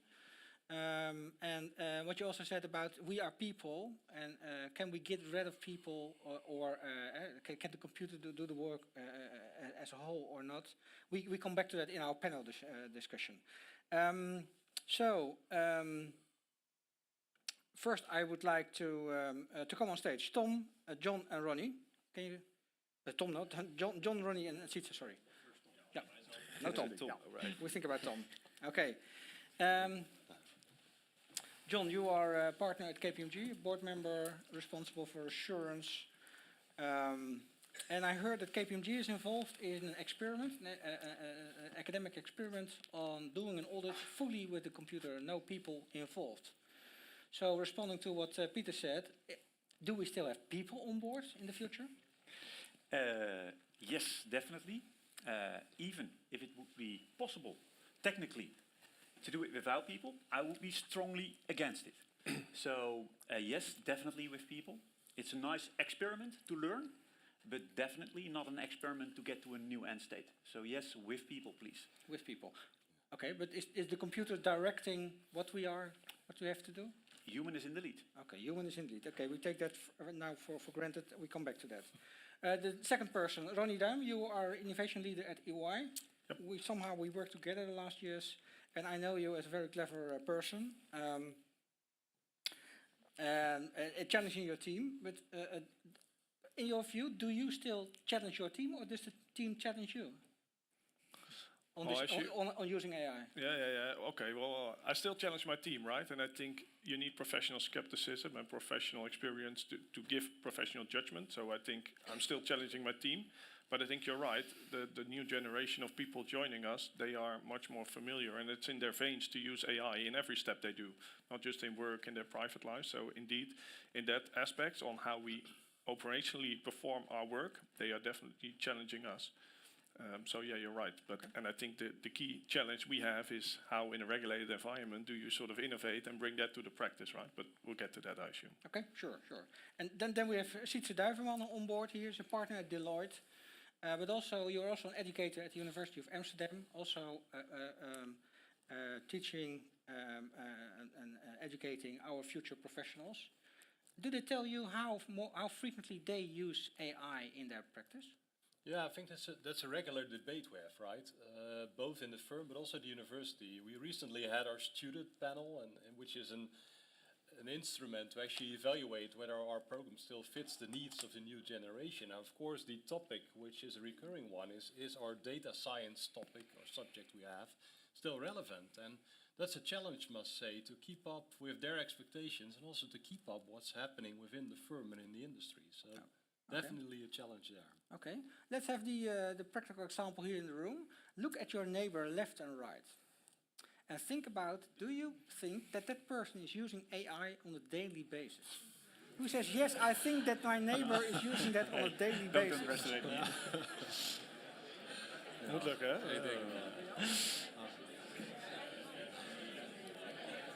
Okay. Denk jij van Peter? Okay, again, you had the chance to have a chat. How to get it centralized again. So you had the chance. Who says now, having had a discussion with my neighbor, I guess that they are using it every day. Okay, even some more. Okay, what would you expect that the young generation will do? The young professionals in the early 20s, do you believe that they are using AI every day? My students tell me, yes, every day, Pieter, every day. So it's not about you have to audit, it's not allowed to use AI, but it's about how to have a proper use of AI. But then it's our role as educators to learn them how to use it as an educator, but also as a partner. And for the remaining part of this discussion here, I have 4 themes to discuss about some good practice examples, some challenges on audit firm and an individual level, dynamics with regulators, and inspiration for future audit research. So now we're here together. John, do you have do you have a good example about using AI in your environment? Yes, I think so. Is it allowed to mention 2 items? If you start directly, yes, you are. Yeah, okay, I'll start right away then. I think the first one is reconciling to a chat I just had before this session with Jan Bouwens. That is about the capability of young professionals.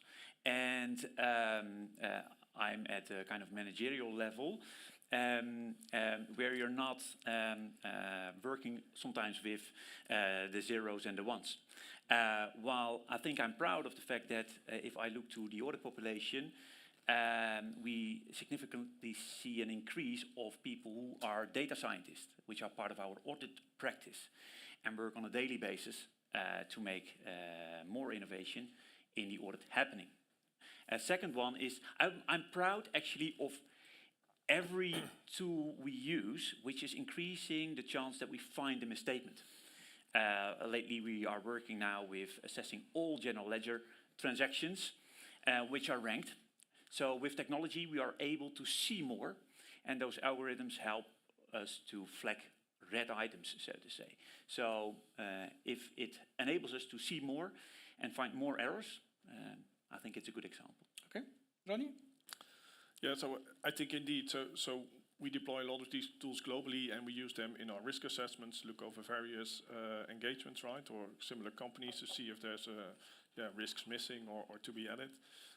We use it, like you say, to analyze large populations of data or to do tie-out procedures, so we have quite a bit.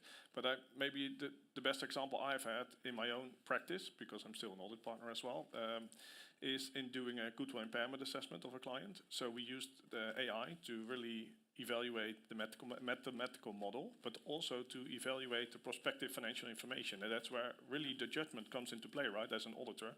That's maybe the area where you would not expect it. But it was very helpful to also come up with analyzing, is it, let's say, realistic compared to peers? What do peers have as results, etc.? So it was actually quite helpful. But I mean, the humans should really stay in the loop, because in areas it was very good, but it was not 100% correct. In some areas, not even 50%. So you need to be careful. But I mean, it was really helpful actually. So AI is helping improving the judgment calls you make in your team. Yeah. Well, informed judgment calls. Yeah. Okay, very good. Sytse? Yeah, of course, totally agree with your examples as well. Improving quality is always a good thing, and especially when technology helps you doing that. And totally agree that we get more insights in the financials of our clients. So this definitely helps. But I would like to add one thing to it, because I started my career as an auditor in 2003, just before AFM kicked in, and actually the professions changed quite significantly, because we needed to document much more than we used to do in the years before. And I've seen many colleagues actually saying goodbye to the profession because they thought it was all about documentation, and more becoming a repetitive task, and as we saw in the prior presentation. And to me it's also good to see that AI can help us to reduce this documentation part as well. So let us focus again on our clients and the judgmental things being there, and maybe if technology can help us to reduce the documentation burden a bit, it's also great. And I think these things are happening as well. We see this with a rapid pace, so that's good to see. Well, Pieter, the good news is that audit practice has evolved at the large firms about embracing the use of AI. Do you want to come back? How many years we're talking about AI? I had a mentor with EY in '94. He already told me, like, Pieter, one day you will be replaced by a deep learning algorithm. 95, it was 95. And now we're talking about generative AI for the last 2.5 years. But before that, we already had amazing other technology we could have used for all these examples I hear here. So what about that? Data analytics, process mining, text mining, machine learning, statistics. It's already out there for at least 2 or 3 decades. Okay, but the good news is that more people are now embracing, but you say it's nothing new under the sky. No, I'm very happy that they are embracing it, but at the same time, I think embracing it also comes with a lot of disadvantages I try to address. By example, well, a large language model for a cash flow statement or a future budget review. Well, I wish you good luck, because any large language model give you the next day a different output and a different result. Okay. So that requires a complete new set of quality reviews, checks and balances within the process, other than maybe use a very good algorithm already built in a data analytics tool, which is actually checking the facts from the source. So I'm always very skeptical about the additional value of using AI today, because the AI we use is a large language model, and there's no other AI than that. And large language models are not built for data analytics. Simple as it is. Okay. But So- we can market it as a new analytical tool, of course. Yeah. Okay, but that's good to hear. But you're still quite skeptical about, okay, what do we really embrace it? And I give you in mind that in 2017, the Financial Reporting Council issued a report on the use of data analytics in audit practice, and concluded as follows, I cite, "The use of data analytics is not as prevalent as the market might expect." The context was that because of the firm rotation in the UK, audit firms had to pitch their approach in audit tenders. And the more you could say, I'm innovative, and if you wouldn't have data analytics in your presentation, then you would out of business. And after the selection of the auditor, it appeared in a number of times that smart solutions were used at consulting clients rather than embedded into the audit practice. One might see, and give this also to Pieter, one might see some similarities with the current situation on AI. Yeah? And my question to you all here is, aren't we overselling the use of AI? John? I would say very often I see, okay, it's definitely not a revolution in audit practice. So I think that aligns with you, Pieter. Sometimes I wish it goes faster. But at the other hand, I would say never underestimate the speed of evolution. So it offers a lot of possibilities as well. So you were pointing out on data analytics. Indeed, that is already possible for plenty years. But I'm at least happy that I see deployment now changing. So that is good. And then everyone should join. So then I also say to my colleagues, don't underestimate the speed of evolution as well. So you need to join and embrace. Okay, Ronny?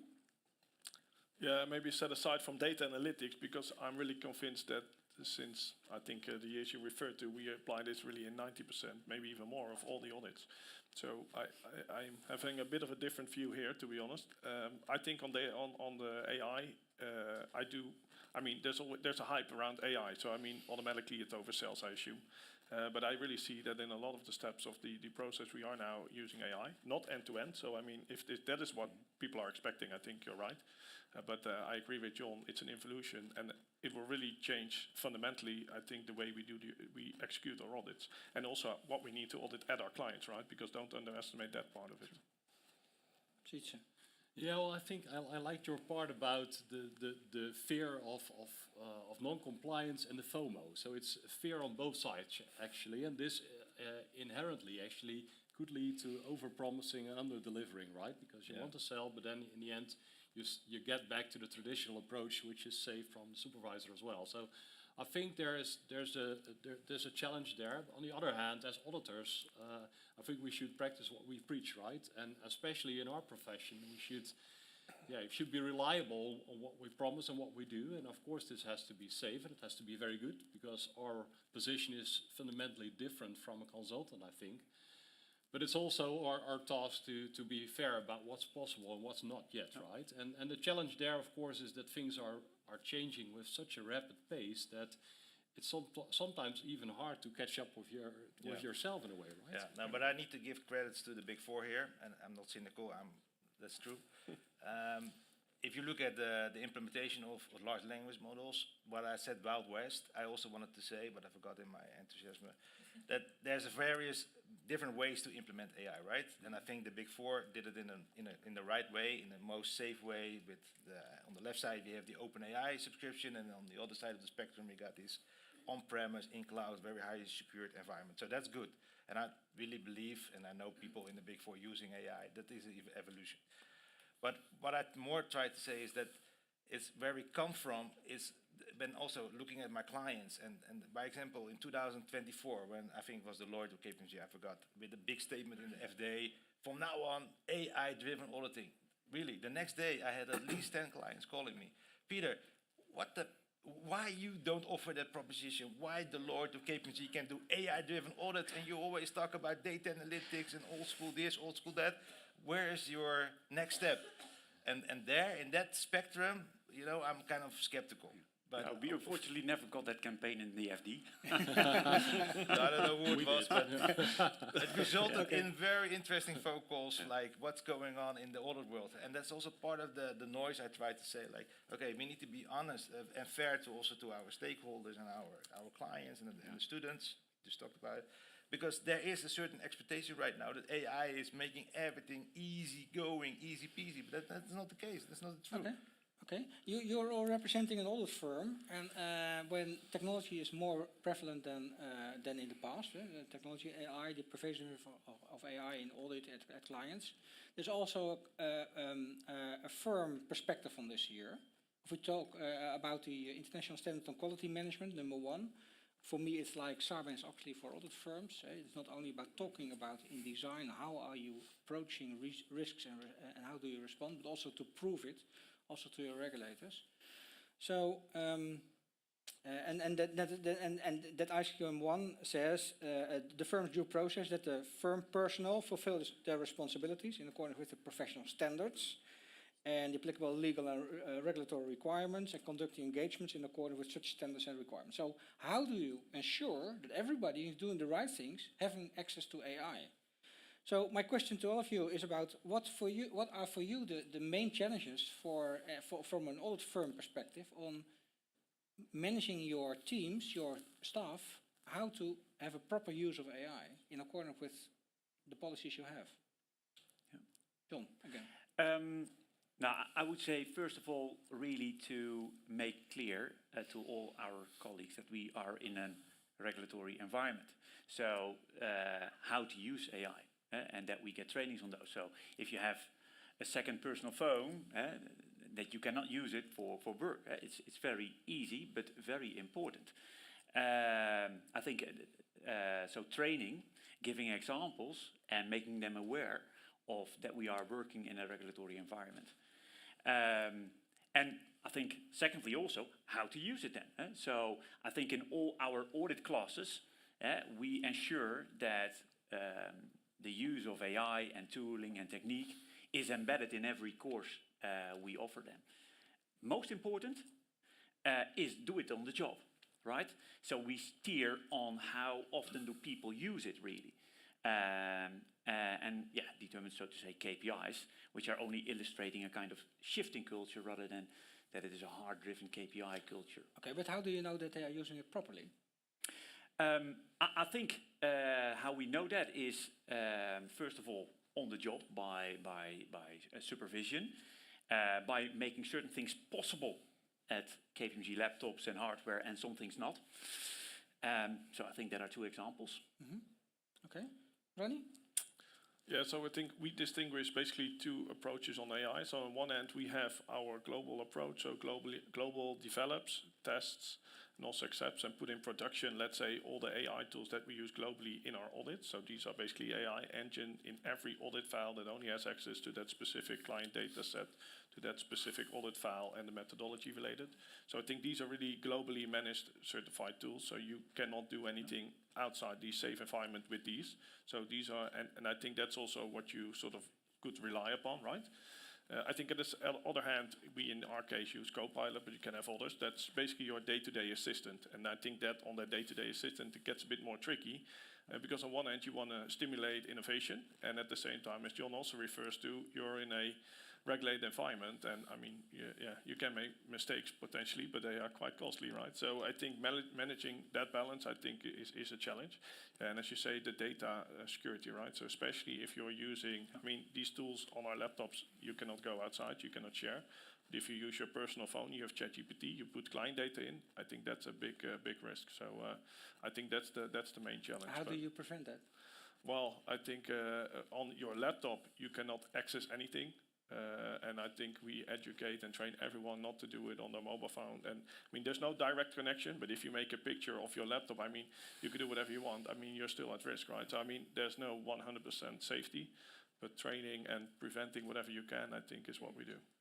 Okay. Sytse, how does it affect in your environment, the quality management system? Yeah, I think in our case, of course, this completely concurs with what John and Ronny are saying. And I think it's a mix of hard controls and soft controls. So you can do a number of hard things by allowing applications or not, or approving applications. But in the end, it's also a lot about culture, soft controls, having the discussion amongst each other, but also making your staff aware of the kind of job we do there. We are auditors and we have this responsibility. So personally, I think that's even more important than just the hard things, because otherwise, as Ronny is saying, there will always be an easy way around, right? And I think personally that's a big challenge also when looking at some of my clients, that the approved tools are not as good as the non-approved ones, just because there's a time lag there.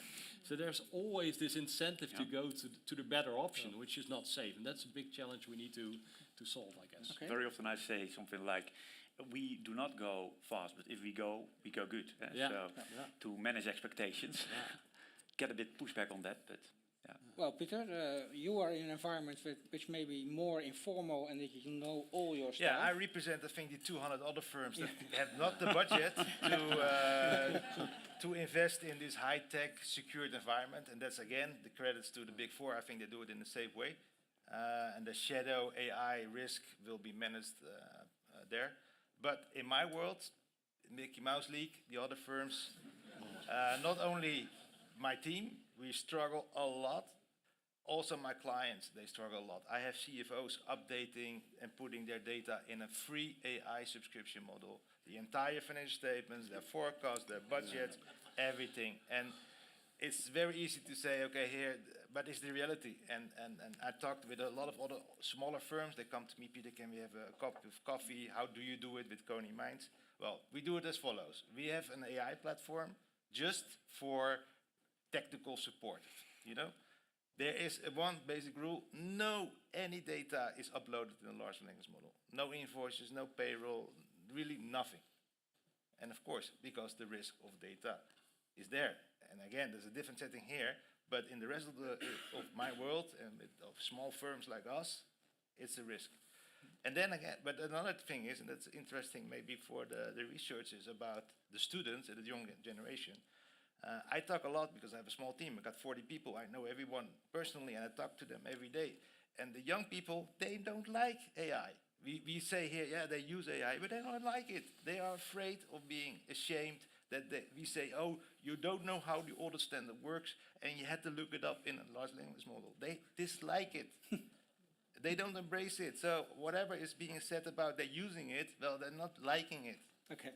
So there's a shame, there's a fear about, oh, what is going to be for my reputation or for my career if I need to use AI all the time? Am I not smart enough? So this is something really for an academic point of view to be researched, because it's the reality. Yeah. Okay. Good. Before we give the floor to the audience, I want to highlight one other thing, and that may be an elephant in the room, as you already expressed one about that they don't like it. Is that also regulators are quite vocal and becoming more and more vocal on AI. And I've seen reports from the Financial Reporting Council, but also from AFM with the 12 building blocks, helping other firms, mirroring what they've seen in audit practice. My question to all of you is, are there any elephants in the room with respect to the communication with the regulators on in this case, AI? John? Now, first of all, I would say, and I like to give the AFM a compliment here. So I think I had quite some very nice and constructive sessions with the AFM on, okay, how does the future of audit looks like? What do you believe?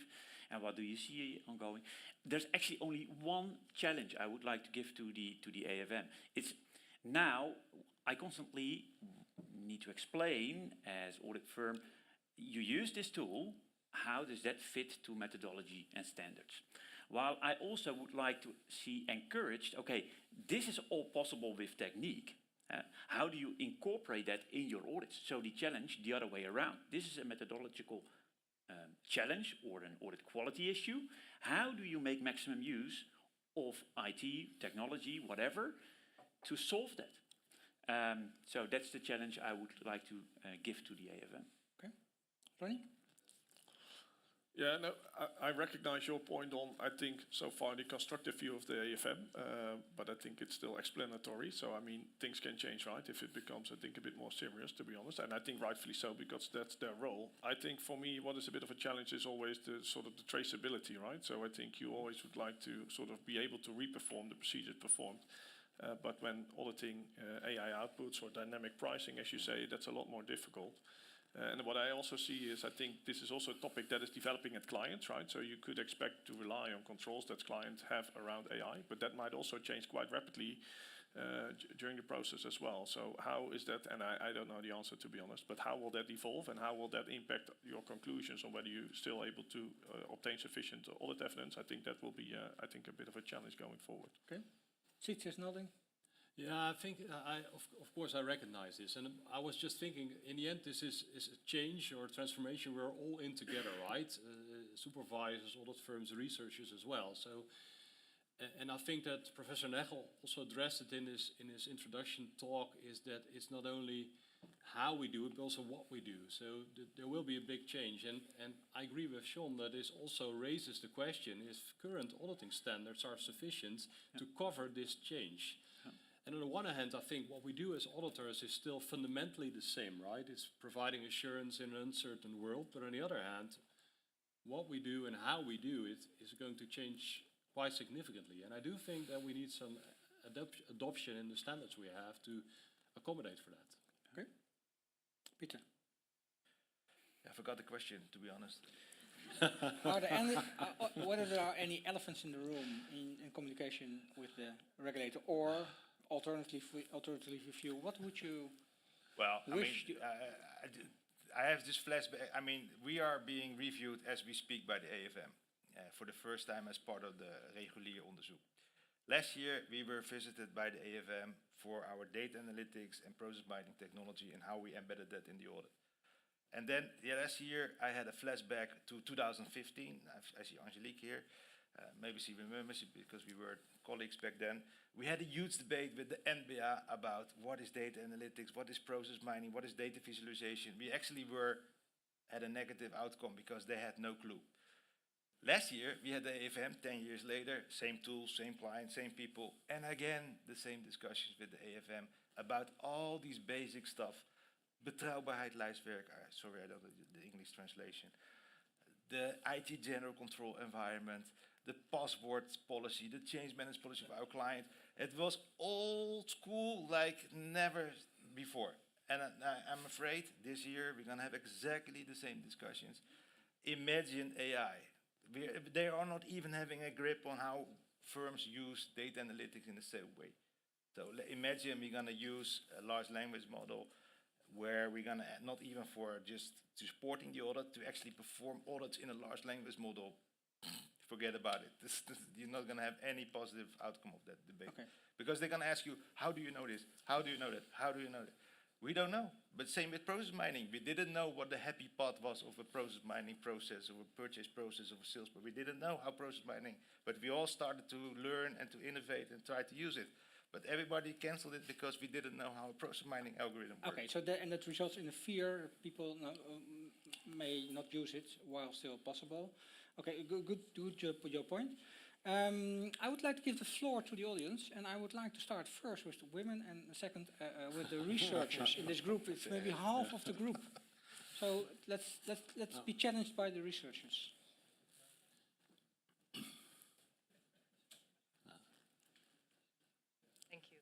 Hi, Janine. Hi, my name is Janine van Diggelen. Yeah, it's a very interesting last comment by Pieter, because I was thinking, I have a question about the audit clients' readiness for the AI audit.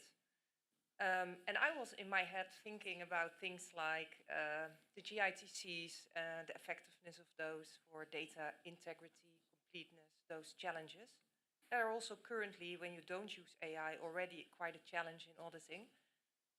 So, yeah, to put it again, an open question, are the clients ready for the AI tools when it comes to auditing? And auditing is not an objective in itself, but it's about the high level of assurance, the reasonable assurance that auditors give to the to the Okay. users. So from that perspective, I'd like to know. To make it more concrete, Jenny, you talk about whether they are ready that the auditor can use AI, or ready that they are using AI. No, what are the preconditions that you need to be able to do this AI audit, coming to the reasonable assurance in the end, from the perspective that there are requirements on your assertions that you need to meet as an auditor. So they are not meeting yet the preconditions for using AI.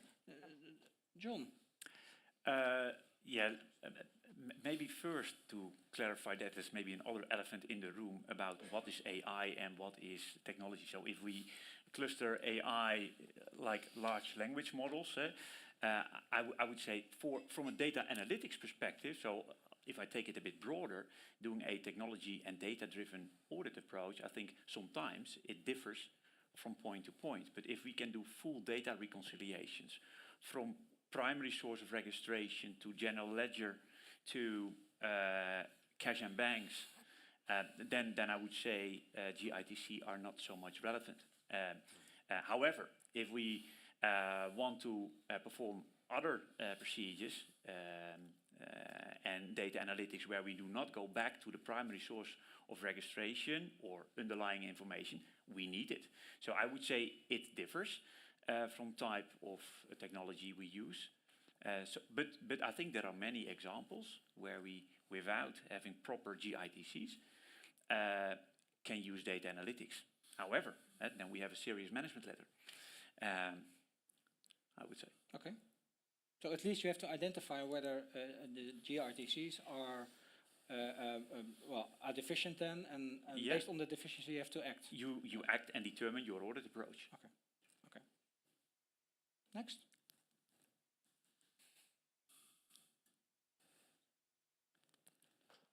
Hi, Florian from Robotics. It's more it's English. Sorry.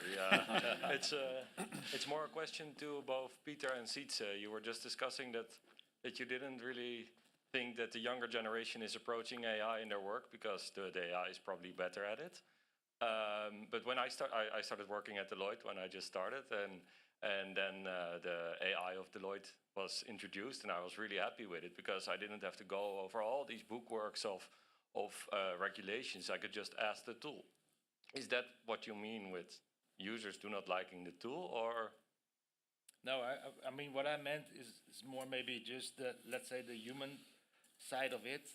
You were happy with it, but there's a lot of young people that are very insecure, and if they are being challenged about where did you get this knowledge from, and they say, oh yeah, we got it from a large language model, they feel embarrassed or even ashamed sometimes. That's what the literally feedback we got from young people. And of course, there's other people with a different mindset. Maybe you are an example of that. But that's what so the human part of being educated, being trained, being coached by real auditors is much more appreciated than you tell them, I'll just look it up in a large language model and give me the answer. But then the question is it linking back to the source? Because if you say, I asked the large language model, and then the large language model points you in the right direction, this is where you need to look at it.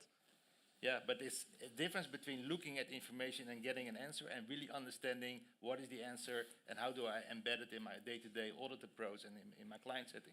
And that latter part is really by talking to each other, coaching each other.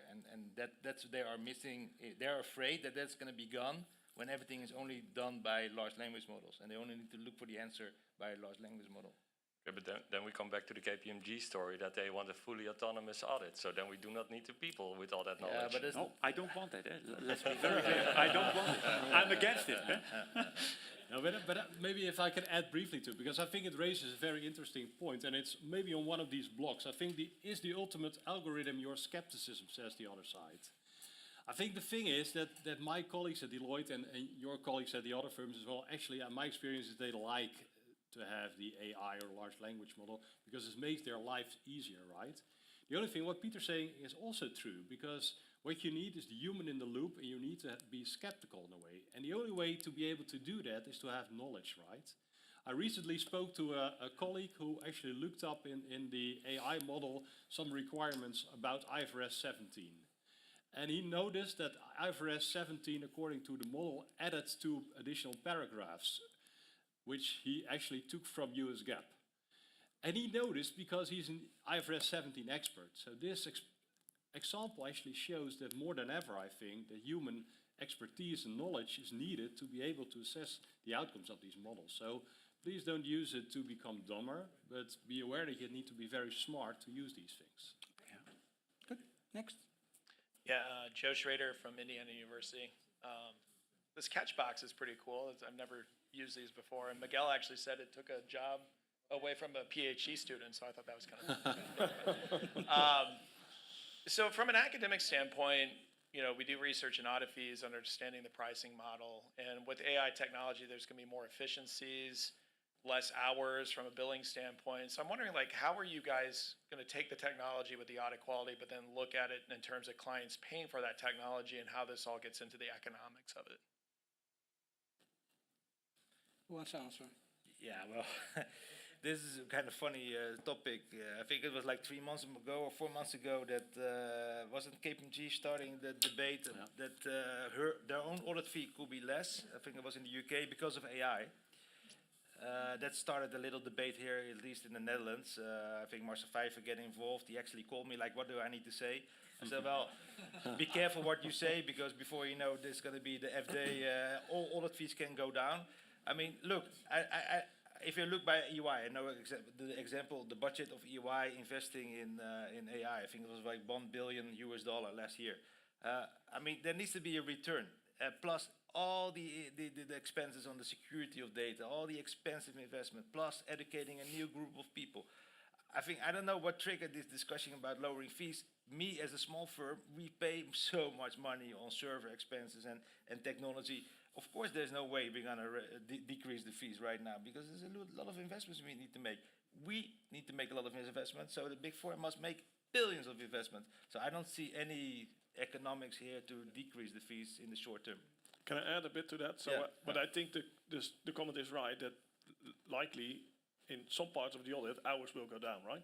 I think at the same time, there's increasing complexity because clients start using AI models and we need to audit those. So I think there's an area that will be added to the audit that's much more complex. So, but I do believe there are some efficiency savings on the long run in some parts of the audit, because otherwise we wouldn't all be investing these amounts, right? So I do believe audit hours go down. I don't mean audit fees will go down. And I think that's indeed a different topic, because you need to sort of, get a return for the investment you're making, right? So I agree. Okay, we still have room for 2 questions. Short questions. Microphone. George Alexander from Utrecht School of Economics. Thank you all for the opportunity to hear about all this multidimensional perspective of the importance of the AI. Effectively, well, let's say that I don't think that the audit innovation is a most appropriate title, because, innovation embeds risk, and it is something that you don't necessarily need to take, and you have to manage as auditors. But on the other hand, you have to consider the AI as a tool which has to be used because it becomes available, and if it is for the better use of the quality of your work and as well as the quality of the performance of your clients, it has to be managed mainly by you, because you are the first point of using it, and you have to take out the fear of not, following up the fast pace of developments. Years, let alone months, is a long time in technology. So these last 2 years have been, a lot of changes, and we have to consider that. So first responsibility is how you first manage this process of innovation rather than the tool. The tool is one of the other tools, and you will do that. But your attitude, your education of your new colleagues, as well as your clients, to use this technology, this new tool, for the most cost-benefit value of the audit profession and your clients.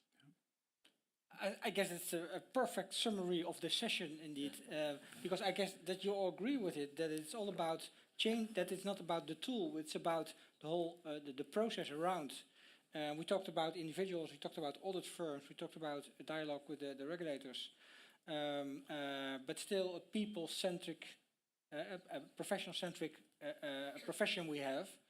And maybe that's it's not about technology or people, it's about people embracing technology, but still the thinking people, the thinking professionals who really do the best job for audits, in audits. Anna, I give the floor to you. Or just one more question. You said we have time for two more, so Miguel. Hello, Miguel Minuti from the University of Miami. I'm going to push back a little bit on what Joe says. The audit fee is various levels of people times price per hour, and that's how historically clients and audit firms see that. It's obvious that it's going to cost to implement technologies and that this is part of the fixed cost. But the client doesn't understand that, and the billing model needs to change. Okay. And it's just, even a similar example, an NYU students issue a complaint because they started seeing that TA started grading assignments using AI. AI is better than any TAs, actually. So it's better, but students perceive the AI as low value added. So how are you going to convince your clients that even if it's better than a human, to pay for it? Okay. To summarize, just a short answer, John and the others, shouldn't we change the pricing model? Short answer. At least I can say that we have a team working on it. So that would be my short answer, because the value proposition is important. But like Ronny said, the way how we deliver that value add to clients is changing due to more investments in IT. Ronny? Yeah, I do believe that there will be a shift, I think, from hours times rate to, I think, a different setup. And as you say, fixed costs will increase, but you need to cover those, right? So, and I think we're all going to see how that will impact the audit fees. But I don't believe the total costs are less. And maybe one last comment. Clients might perceive it as a lower value. Well, student might. I'm not sure clients do. All our clients are on the same transformation journey as we are, right? I think the whole society is. So I would not underestimate our clients. They know what has value and what has not. Okay, Sytse? Yeah, I totally agree with my colleagues here. And it's one of the big questions to be answered, right? Okay. Pieter, famous last words? It's not about pricing. Very good. It's about what we add to the society, what we add to the real world. Yeah. Okay. Nice last words. I don't cost money, I am a value, I hear you say. I hope that, we trust that you got some inspiration for future research on about auditing AI, auditing with AI, the team dynamics, the firm dynamics, governance dynamics. I give the floor back to Anna. Thank you so much for a really interesting panel where I think we've heard a lot of different opinions on AI, on the implementation of new innovations, the role of humans in this whole process, but also some more positive and some more negative viewpoints. So, like you said, a lot of inspiration, so big applause for the panel.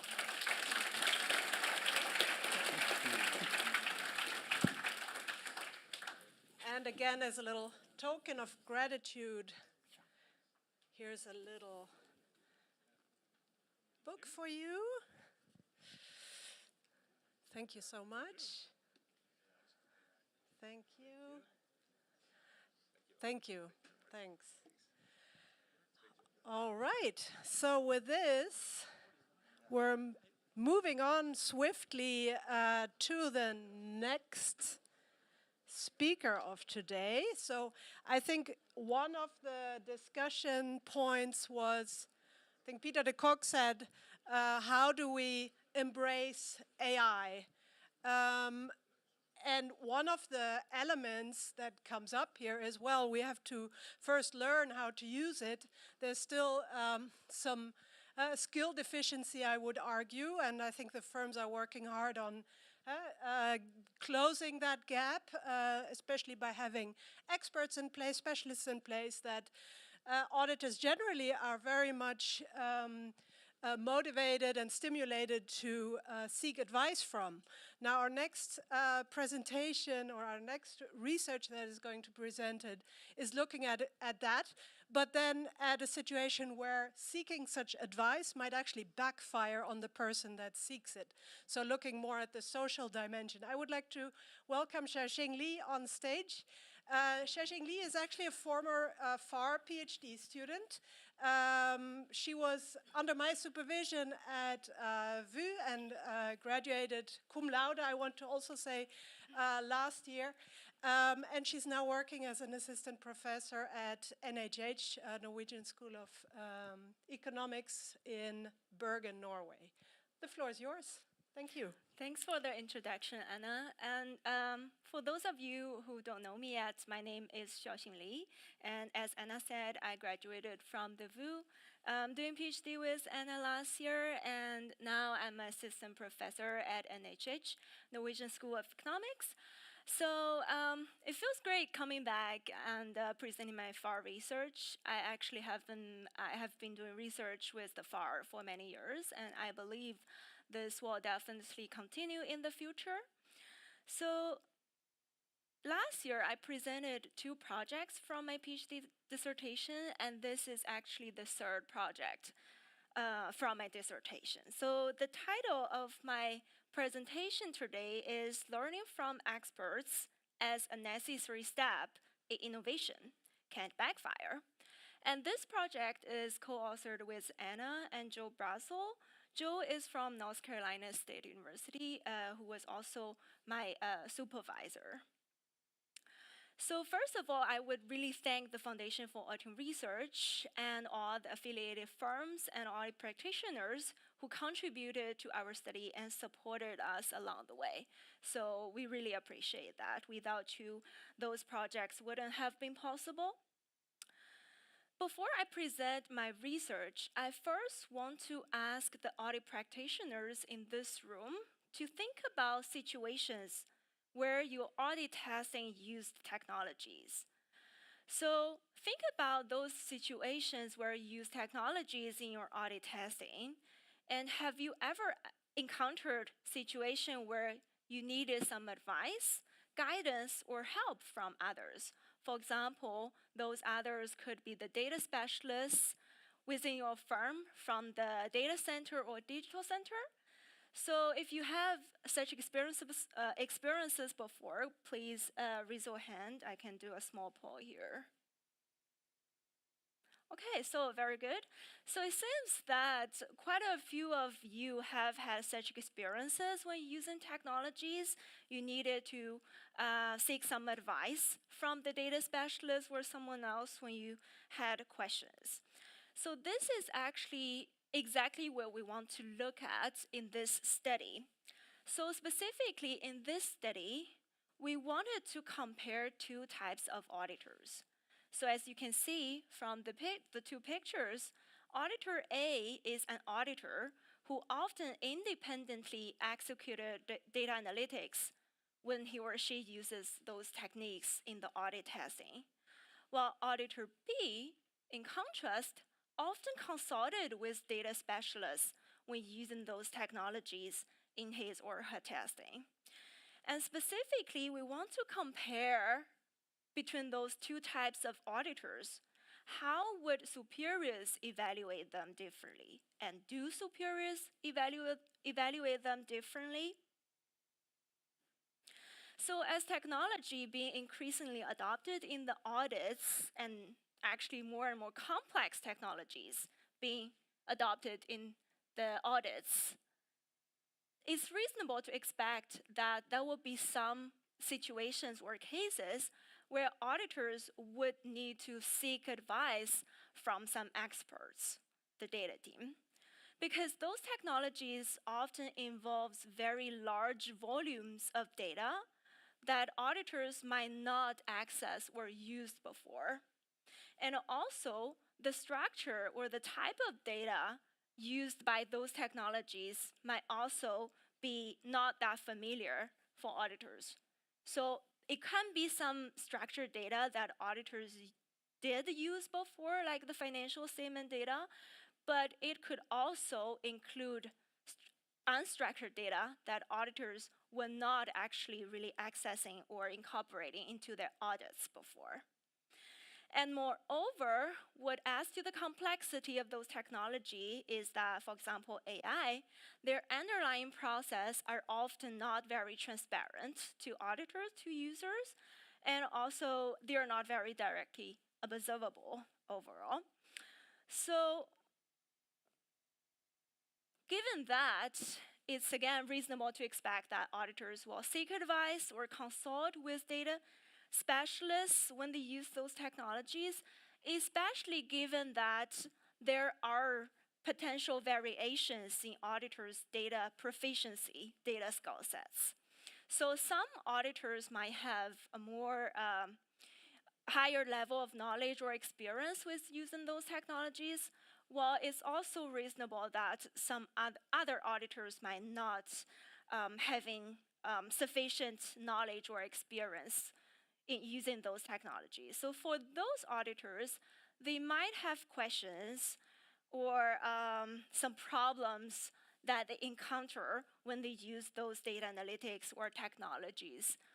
So then a natural solution for them would be to seek advice from, for example, data specialists within a firm. And this is becoming increasingly accessible and available because now firms are increasingly establishing those data centers or digital centers staffed with data specialists, data analysts, who aim to help auditors with those data and technology transformation process. But going beyond this dyadic interaction between auditors and data specialists, in this project, we want to look at from a third-party perspective, meaning that how superiors then would view such advice-seeking or data specialist consultation activities. So related to that, we expect there are two potential competing mechanisms related to the effect of auditors' consultation with data specialists. So one is related to learning, and the other is related to dependence. And I will explain each of those two mechanisms in the next following slides. So first, related to auditors' learning, there's no doubt that those data specialist advice is an important resource or channels for auditors to learn more about the data, about the technology, and to improve their data skills. So those data specialists can support the audit team from many perspectives. For example, they could help the team to set up the tools at the beginning, and also they could help with dealing the data, processing the data, and interpreting the results. And they could also help translating the results into more understandable client insights. So we expect those interactions between auditors and data specialists will provide immediate case-specific feedback for auditors to learn more and understand better of the technology, therefore enhance their understanding of those data analytics. So from this perspective, we expect that this auditor-specialist interaction will foster the knowledge transfer from data specialists to auditors, therefore increase auditors' data expertise so that they can be more competent or capable of performing those technologies in the future. So from this learning effect perspective, we expect a positive effect of an auditor's previously consultation experience with data specialists on superior's evaluation of this auditor, and also the superior's reliance on the auditor's independent data analytics work in the future. However, on the other side, at the same time, seeking advice, if it is perceived as excessive, might create such an impression that this individual is depending on others when making a decision, when making judgments. And Therefore, it could potentially signal a lack of independent problem solving and decision-making ability. And such a perception might conflict with the expectation that superiors might have on auditors. Especially prior research shows that superiors might expect audit seniors to fulfill their work demand independently and knowledgeably, rather than relying on someone else. So this advice-seeking behavior, therefore, might violate superiors' expectation on the subordinate and trigger negative consequences.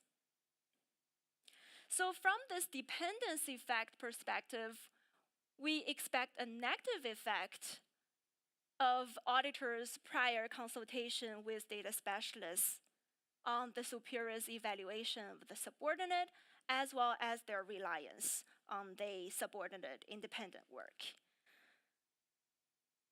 So to test which mechanism is dominating here or plays out, we designed an experiment. And our experiment was participated by 133 auditors that we recruited from through the Foundation for Auditing Research. And those are quite experienced auditors. Their average years of experience is more than 11 years. So in this hypothetical audit case that we give to them, they were asked to assume the role of audit manager. Therefore, in this experiment, they were the superior. And then they were told that under their supervision, there was this audit senior who was the subordinate. And this subordinate audit senior recently independently used AI to perform a year-end testing of the client allowance for doubtful accounts. But the thing that we varied here is the description of this audit senior, whether this audit senior often independently executed data analytics, or this audit senior often consulted with data specialists when performing data analytics. Next, participants received more details about this client allowance for doubtful accounts testing. So specifically, the client estimate of the allowance was 6.8 million. And they were also given information based on a prior aging method, so the traditional auditing method. And based on this method, the allowance for doubtful accounts was 7.8 million.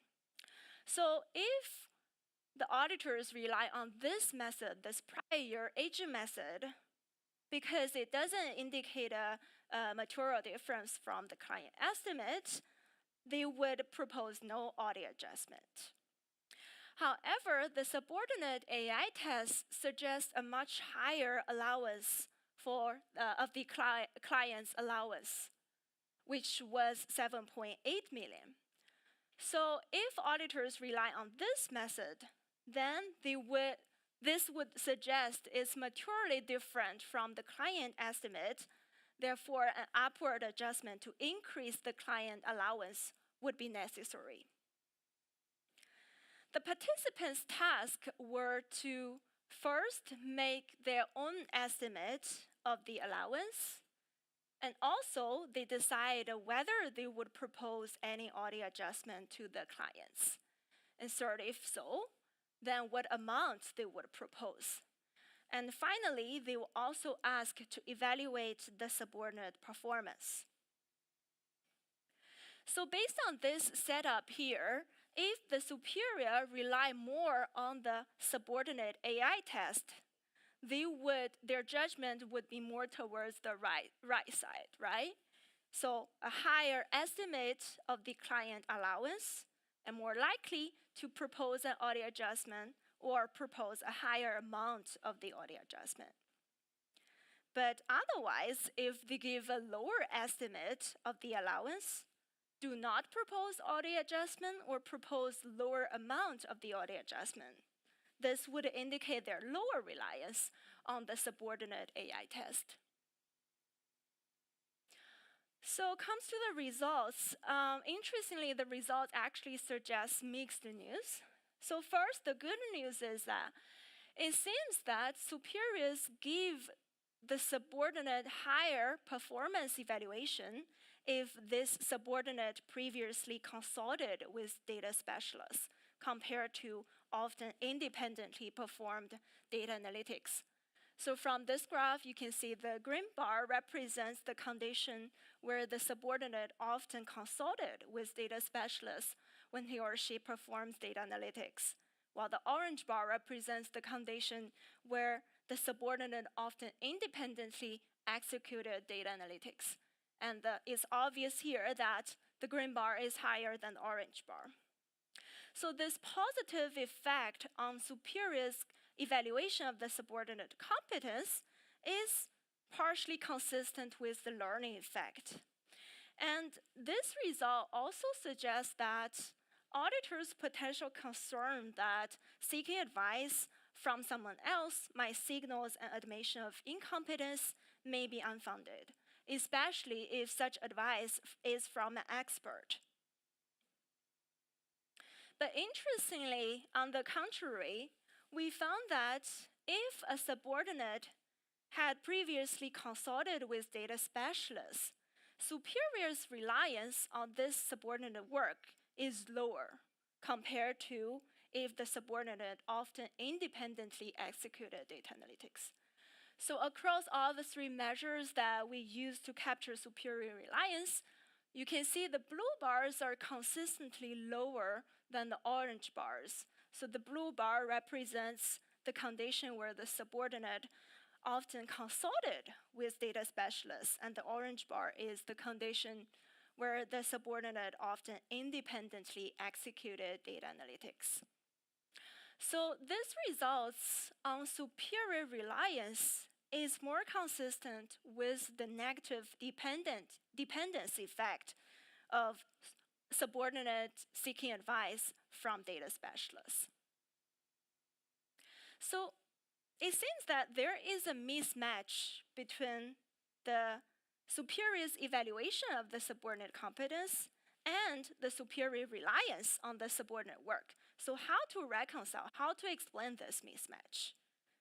So our current explanation is that superiors might have different motivations when it comes to evaluating the subordinate performance versus when relying on the subordinate work to confront the client, for example, propose audit adjustment.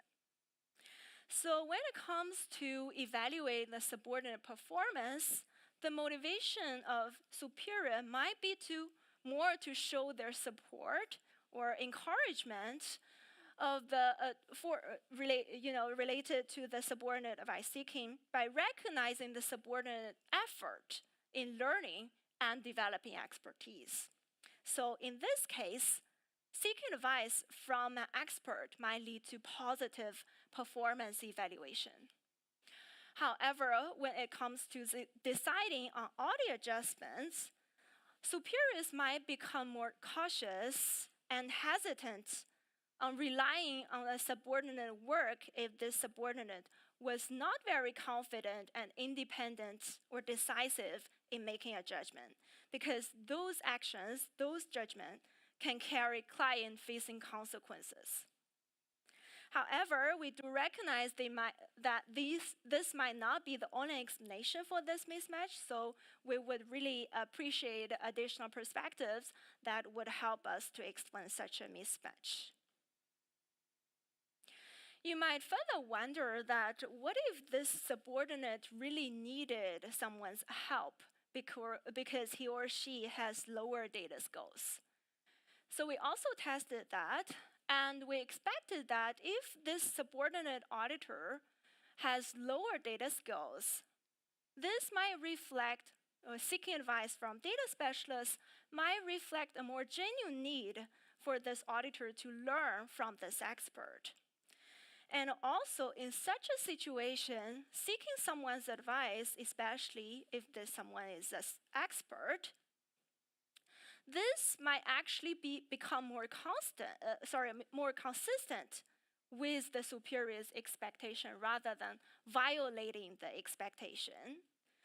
So we expected that the dependency effect could be mitigated if this subordinate auditor has lower data skills. However, unfortunately, we found similar lower reliance if this subordinate sought advice and has lower data skills. Meaning, showing that this negative consequence of seeking specialist advice, therefore this dependency effect is quite persistent. So this lower superior reliance might carry consequences, unintended consequences. So if this subordinate perceive that their input is relied less upon simply because they sought advice from someone before as a necessary step in their learning process, they might develop lower motivation in the future to seek specialist advice, even when such advice is warranted. For example, the subordinate auditor has lower data skills. And this would lead to underutilization of the specialist expertise. And with technology becoming more complex in the future, such an underutilization of the specialist advice or expertise might come with the cost of audit quality. So what does our study imply for the audit practice? First of all, we would really want to be very clear that we are not saying that auditors should avoid consulting with data specialists. On the contrary, we think that such consultation serves as important learning channels and resources and opportunities for auditors. Therefore, they should seek specialist advice if it adds value to the audits. And there is also positive news, right, related to the superior's evaluation of the subordinate competence because they sought advice before. So it seems that superiors do recognize the benefit of subordinate seeking advice from data specialists, especially related to their competence development.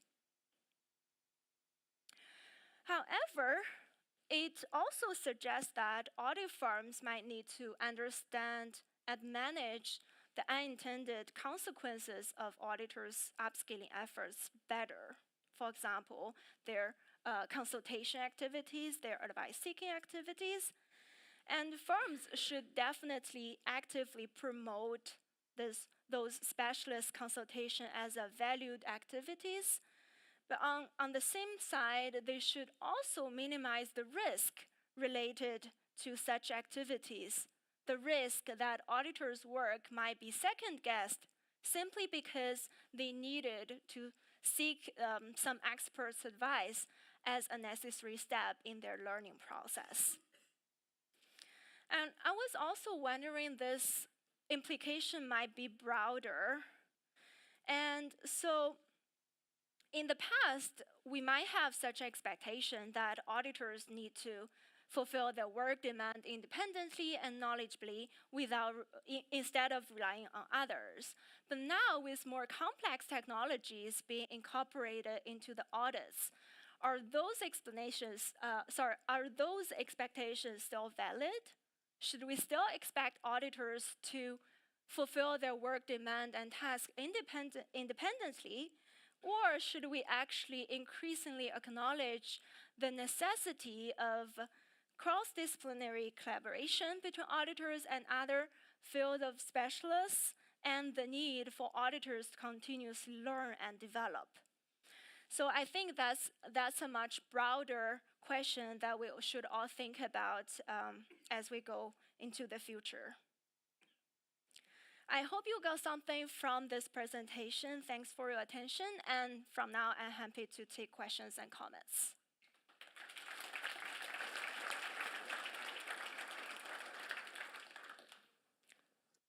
Yeah. Thanks a lot, Xiaoxing. Hi, my name is Tuan. I'm with PwC. I excuse me.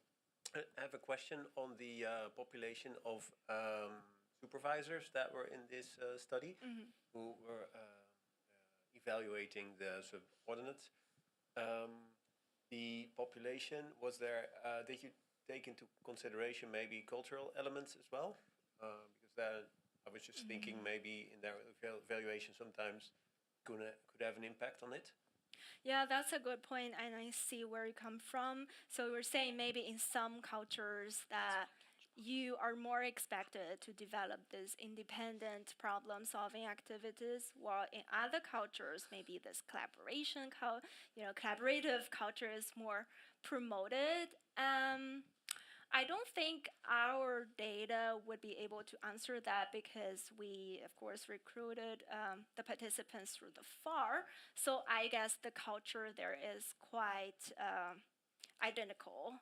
But I do recognize that's a good point, and maybe some future research could explore that, definitely. Lucia Rabingreber from the University Duisburg-Essen. Great presentation, great study. One question that kept coming up for me was, so how would it look like in practice, just to transfer it a bit, regarding the disclosure of the fact that I've consulted someone, right? I mean, there are certain ways to do this in a very formalized way, but hey, I may also know after some years the data specialist, and then I go over and say, hey, can you help me with this? Because I'm not getting along so well with this tool or whatever, right? So what are your thoughts in this regard? Would I generally disclose this to my manager? Do we now need people to actually ask them to hide whether they used it? What are your thoughts on that? Thank you. Yeah, I think your comment was asking a little bit related whether such advice seeking is a formal process versus an informal, just reach out to someone you know from the data team. Right, how observable that is to the audit superior. And I think that's a good point. And of course, in this experiment, we didn't really specify whether that is informal versus formal consultation, because we want to just test a more generalized effect related to this advice seeking. But I do think if it's a more formal, it might become more observable. But also, if it's a formal, that might be indicating that this is really needed rather than, so less excessive to some extent.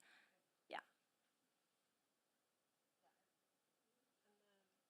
Hi, Yvonne from PwC. Thank you very much for the presentation.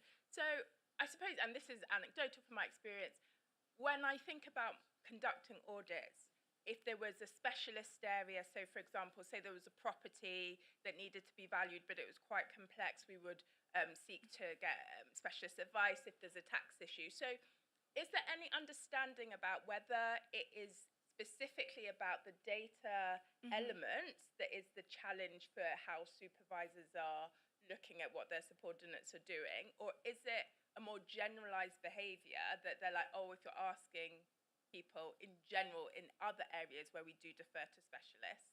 Yeah, that's a good comment, and we have also thought about that a lot. I think that will depend on whether auditors are expected to develop the skill set themselves. So I think from that sense, this data skills, I think, is increasingly expected from auditors themselves. Therefore, if you always seek advice from someone, this might indicate you are not very confident or decisive in your own skills. Compared to, as you said, valuation specialist or a tax specialist, I have an intuition to expect that the negative effect might be smaller there, because this is very niche specialized area that auditors might not be expected to develop such expertise in such domains. But on the other side, interestingly, we actually did also have another condition where the specialist there was an industry specialist. and we tested whether there is any negative consequences in superior reliance there.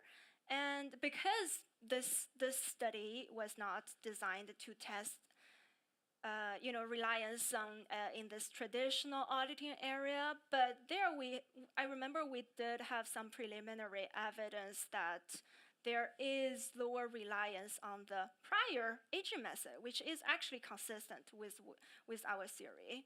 But I think, come back to my point at the beginning, I think it all depends on whether auditors are expected to have those expertise themselves. Yeah.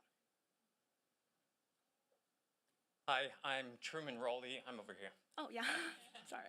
I'm an assistant professor at the University of Nevada, Las Vegas. And I was thinking about kind of the two findings here that seemingly go in opposite directions.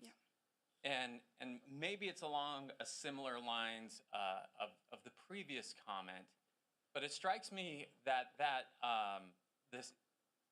the consultation of a specialist could signal something about the quality of the auditor, which is what you focused on, but it could also perhaps signal something about the complexity of the underlying task.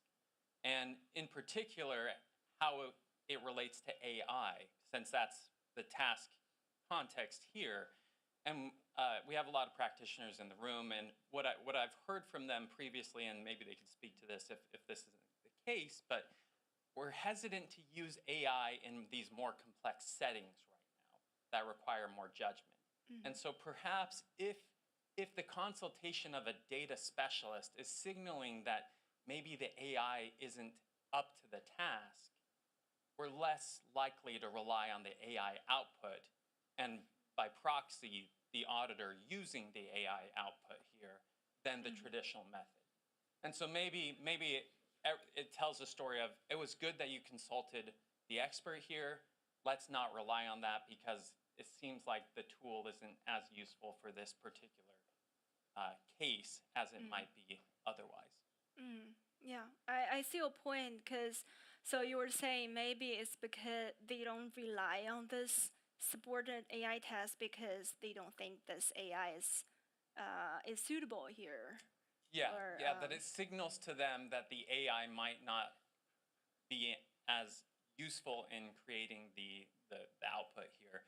And so if you have some sort of measure about the complexity or difficulty of this allowance for doubtful accounts estimation, that could help speak to this to see if it's creating some sort of different perspective. Yeah, I'm just thinking if that's the reason. I would think that will apply to the no consultation condition as well. Because that condition, the subordinate also used the AI in this allowance for doubtful accounts testing. But we could check whether we have such a measure to, capture the superior's perception of the complexity or suitability of those technologies in this task. Sorry, I'll close with this. Just the thought that if I have to consult someone whose job is data, which is related to AI, data analytics, that it might signal to those in that condition that the AI use here might not be as good because I have to use someone who has expertise. Yeah, I see your point. We'll think about how to roll this out or how to explain this. Yeah. Hi, I'm Chris Hong from the University of Alabama. Thank you for presenting this really interesting study. My question is, do you measure their performance ratings in a way where you can get a sense of, even in the condition where the consultation condition, the reliance of the superiors is increasing, so increasing with the level of performance rating? So even though comparing the two conditions, they rely on it less, if they give a higher performance rating, do they also just rely on it more? And there are two implications for this. One is research just shows that some managers that have better expertise or are more skilled are just better evaluators. So your study also kind of can speak to research on the evaluation capabilities of managers, which is an important role of human capital development in firms, right? So it can connect maybe that way, but I think it can also provide just more compelling evidence about a backfire effect rather than beyond what you already have. Yeah, I still point, I don't think we've tested that, but I'll do the test later, yeah. Good Awesome. point. My other question is, can I throw this at the next person? No. I think you're I running out can? of time. Okay. Yeah, you can. Thank you. Melissa Klaver from the NBA. In the past, I also was a practitioner. So thank you for your presentation, very interesting. I was also wondering whether it was invested that there was also a culture aspect, like the openness to AI, of the aspect of the senior managers or the audit managers, how open they were for change, change of methods using AI. So they were obviously open for learning aspects for their good. The assistants, but was that invested? Yes, good point. And I do think we had a measure on the superiors, so the participants' experience with using data analytics, but not necessarily how open they are to new technology or open to changes. But I think that's a valid point. If these themselves feel, embracing such changes necessary is good, is positive, they might be more open to in their subordinate seeking advice or engage with data specialists compared to another superior who might trust the traditional method more instead of trying out some new stuff. Yeah, that's a good point. I do recognize that. Yeah. Ali. Hi. All right. This works. Ali Zimmerman from Florida State University. A couple of thoughts or questions. One actually relates to the previous question about how does this generalize to specialists? And I don't think it does, because based on my research on specialists, I think there's several key differences here. One, specialists like tax, IT, and valuation and others, they put time on your budget, right? And that's a big difference. I don't know to what extent the data specialists would, and I imagine that they don't. So I was wondering, sorry if I missed this, what consideration you gave to whether the specialists actually do audit procedures and therefore put time on the engagement, charge the engagement. And then relatedly, I wonder to what extent, and again, sorry if I missed this, the auditor has autonomy in choosing whether to consult, or maybe like some company cultures, require that you ask for help. I wonder to what extent, like, the manager is supposed to tell them, or it's a good thing. Hey, I didn't have to worry about it, so they took care of it. To what extent they're supposed to ask permission to consult? Because with specialists, you need permission to, scope time for them. Yeah, thanks. Yeah, I think, so first related to the hours, in the experiment, actually we've maintained that constant across conditions. So the hours that this audit subordinate spent on this task was the same for all the participants. So we tried to actually eliminate the possibility that this negative effect is related to the extra audit hours because of consulting with data specialists. And second, I think that kind of comes back to whether such consultation is formal versus informal. So as you said, in the formal setting, they might need to ask their superior first to ask for approval of seeking advice from data specialists. While in the informal setting, this might become more interpersonal or part of the social interactions between auditors and specialists.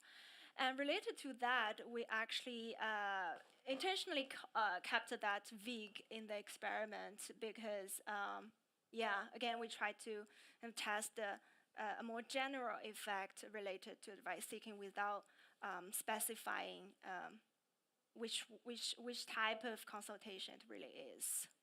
Just a question for you to consider. You don't have to answer. Is there a relationship between informal and formal and whether hours are charged to the engagement? Because with national office consultations, for example, informal consultations are never documented and probably hours aren't necessarily charged by the person you're talking to versus formal is documented and is charged. So thanks. Yeah, yeah. Final question, please keep it short. It's not thankful to be the last one, but yes, thank you very much, Xiaoxing, for the interesting presentation. I enjoyed it. I really enjoyed it. It's a little bit outside my area of research, but my view is as a difficult and awkward reviewer, if you want to consider sending your paper into quantitative minding journal, think that people there will ask for quite a few things, mainly to see the theory that you base your research question of focus. Okay, this is easy for you to find theory to anchor your question. Another thing that you will not avoid is to find the causality or associational relationship that you explore. Either way, it's fine. But what you will not avoid is the question of omitted variables. And this emerged with the questions and interventions of the people before me. There are a lot of interesting variables that you can introduce into your quantitative model that can explain things, like the level of quantitative level of the evaluator, or the age distance in the firm, or something that you can find in the induction programs, how much IT the company has for the new employees, and that would be probably a good proxy for cultural, technical culture to avoid some omitted variables problems. There are other things that I will leave it for the break if you want to discuss. Thank you. Yeah, sure. Okay, well, with that, I think that opens up a lot of future research opportunities. Of course, this is an experimental study where some of these issues don't apply, but I think those are really interesting follow-up questions. Yep. Thank you so much, Xiaoxing. I think this shows again, the importance of social interactions in if we want to get somewhere with innovations, implementation of new technologies. Thank you all for bearing with us. I know it's getting warm in here, so I think we're all waiting for a break. But before we do, I want to please give Xiaoxing a big applause. Thank you. Thank you. After the break, so at 5:30, please be back here for the final session. Look forward to seeing you there.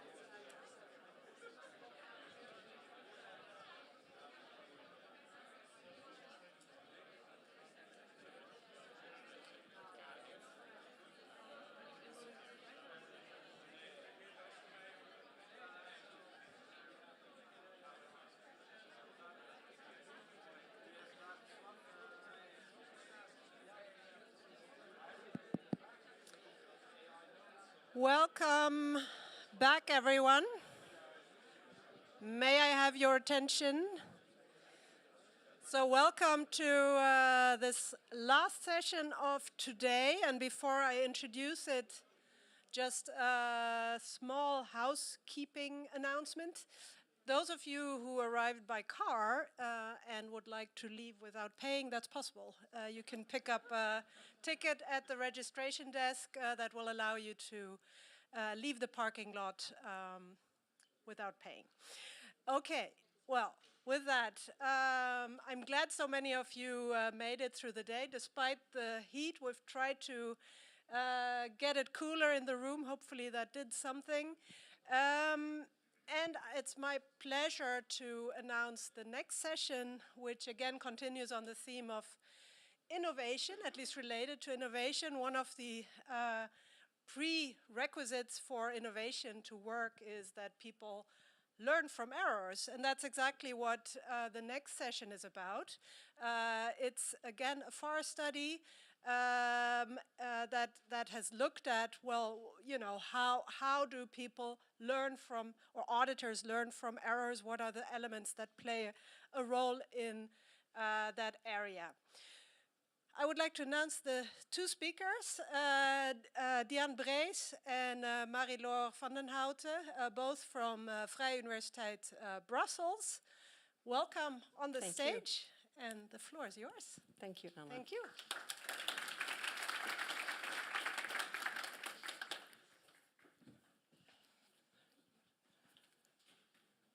So, good afternoon, everyone. It has been a long day already, so all the more appreciated that you are still here with us to hear on our project on social error learning. And like Anna said, the project was funded to us by FAR in 2023. We are, of course, very grateful for the support we received and also for the invitation to share it with the audience today.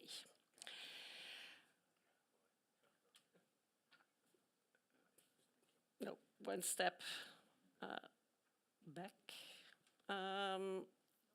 Okay, maybe I'll introduce first myself. That's maybe easier. I'm, like also said, Diane Breesch from the Vrije Universiteit Brussels. But I also have a career as a registered auditor. I started some decades back at one of the big fours. Then I moved to a mid-tier firm, so I have about, I think, 15 years of active experience, but I'm still licensed today at a mid-tier firm. So I'm quite comfortable with the mixed setting we have today.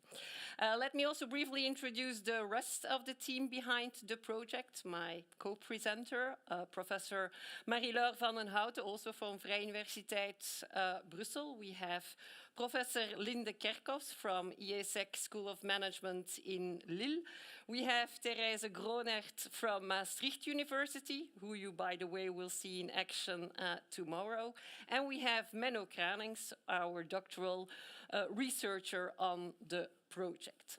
But before we share our results with you today, let's take a step back, all the way back to the moment where your learning opportunities and my learning opportunities took their very first steps.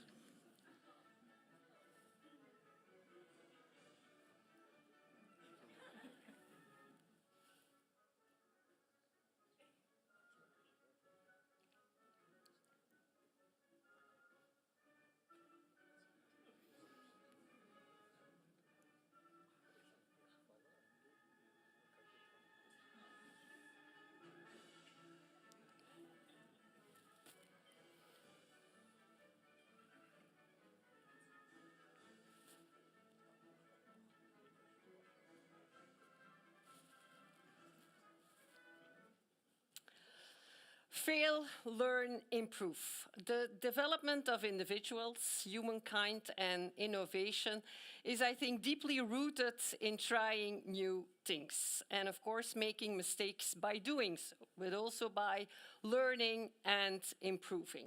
A mechanism that we start learning as from the beginning throughout our entire lives to make us better persons today and tomorrow. And that's exactly also what is the core at our project of error learning. We can all agree that making errors is human. And especially, I think, in high-pressured environments like the audit professor can sometimes be, with workloads that might be heavy, with deadlines that might be tight, with tasks that might be complex and vary across different clients. And sometimes those errors can be more persistent than we would like. Inspection reports from bodies like the PCAOB, but also the Institute of Chartered of Accountants in England and Wales, they show that up to 30% and even 40% of the audit files they review still contain audit deficiencies. So I think there is still a way to go. But as long as we learn from the mistakes we make, we can improve and hopefully gain that better audit quality we all strive for.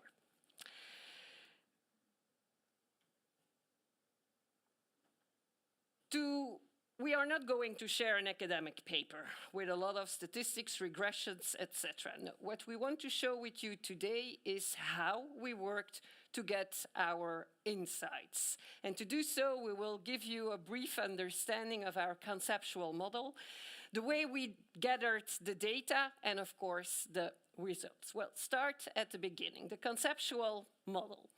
Because learning from errors does not appear automatically. No, two things are needed. First, awareness. Awareness because errors and mistakes, by definition, are unknown. Unknown by the person who made them. Because if you would have known, you would not have made the mistake in the first place. And second, understanding.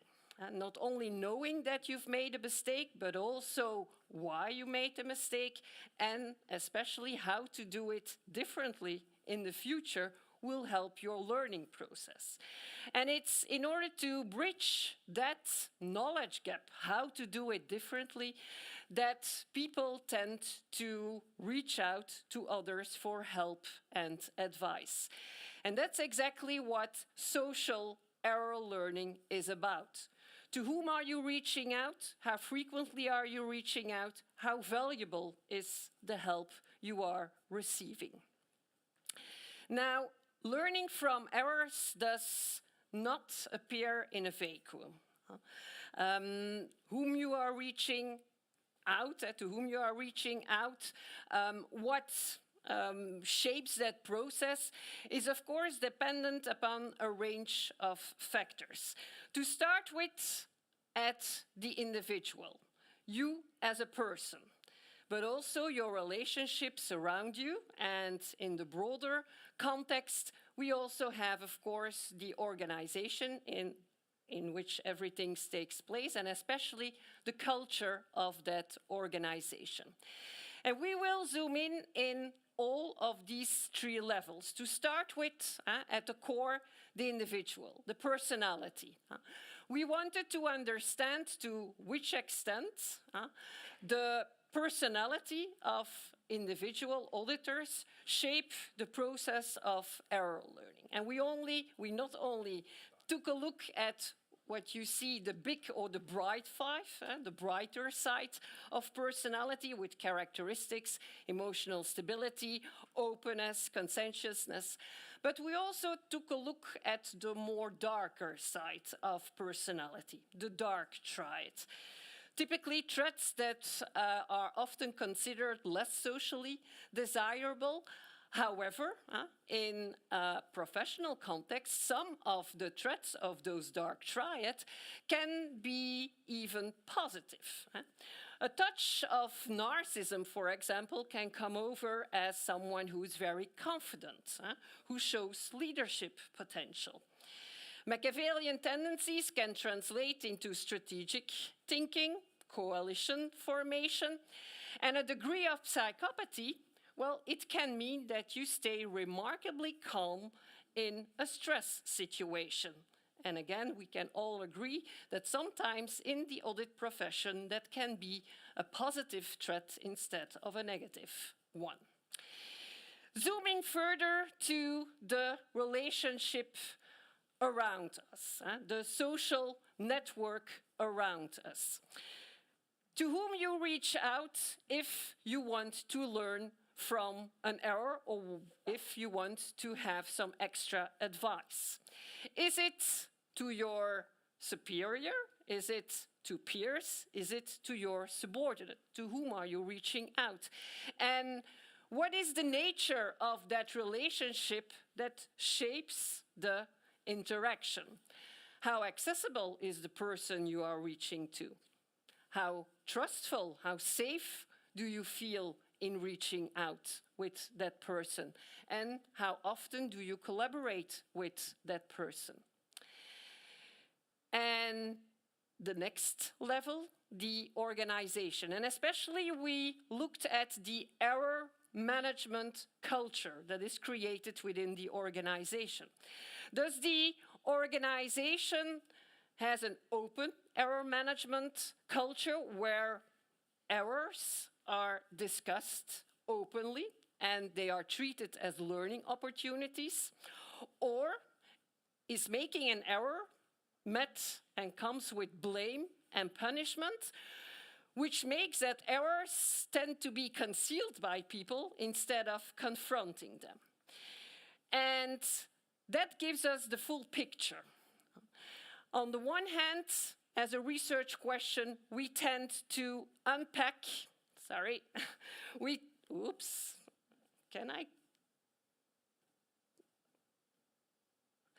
So we want to unpack social error learning. To whom are you reaching out and how is this process given form? And on the other hand, of course, the second research question is to what extent does learning really helps? Does learning from errors translate in giving us a better audit quality? Two research questions to answer, and for that, of course, we need some data. Data that was gathered in a two-step process. Two-step process where we had on the one hand 40-minute case-based experiment given to participants, immediately followed by a survey in which we asked questions in order to understand their personality, their relational characteristics, and what they thought about their error management culture within the firm. The case-based experiment was meant to measure audit quality. And how did we try to measure that audit quality? Well, in the case, participants were asked to take on the role of a reviewer that needed to assess the audit work of a very junior first-year auditor named Dominique, Dominique. And the audit file comprised in total 9 working papers, and in total a rather high amount of audit errors. We'll explain later on why a lot. 15 audit errors, and we weighted them depending upon their criticality, meant that we had a total error score of 24, a maximum total error score that could be reached. The way we built or constructed our case study was using what we call the critical incidents technique. That meant that we went talking with practitioners during several focus groups, and where they told us in which areas typically junior areas perform their activities. And that's typically in inventory, on the one hand, valuation of inventory, cutoff of inventory, and also typically property, plant and equipment, depreciation calculations, etc. And of course, we also asked what are the typical errors that junior auditors are making in doing these audit works, and we as such came up with 15 types of audit errors. A little more on the sample and the participants. In total, we had already till now 387 junior auditors, so with little expertise yet, average 3 years of experience. We are very grateful and thankful for the audit firms already participating. For now, 1 Big Four and 3 mid-tier. We are still waiting in next summer for another Big Four. The firms, typically, as we have been granted with the FAR research, especially in the Netherlands, but we also had some participants from Belgium.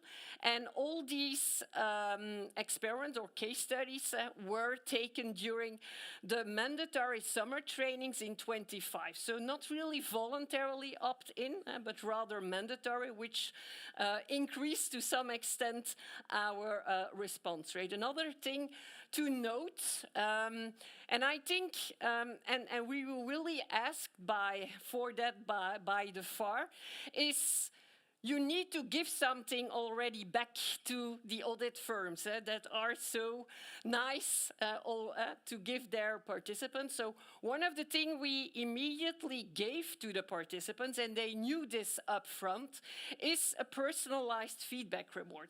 And remember, we are asking about their personality.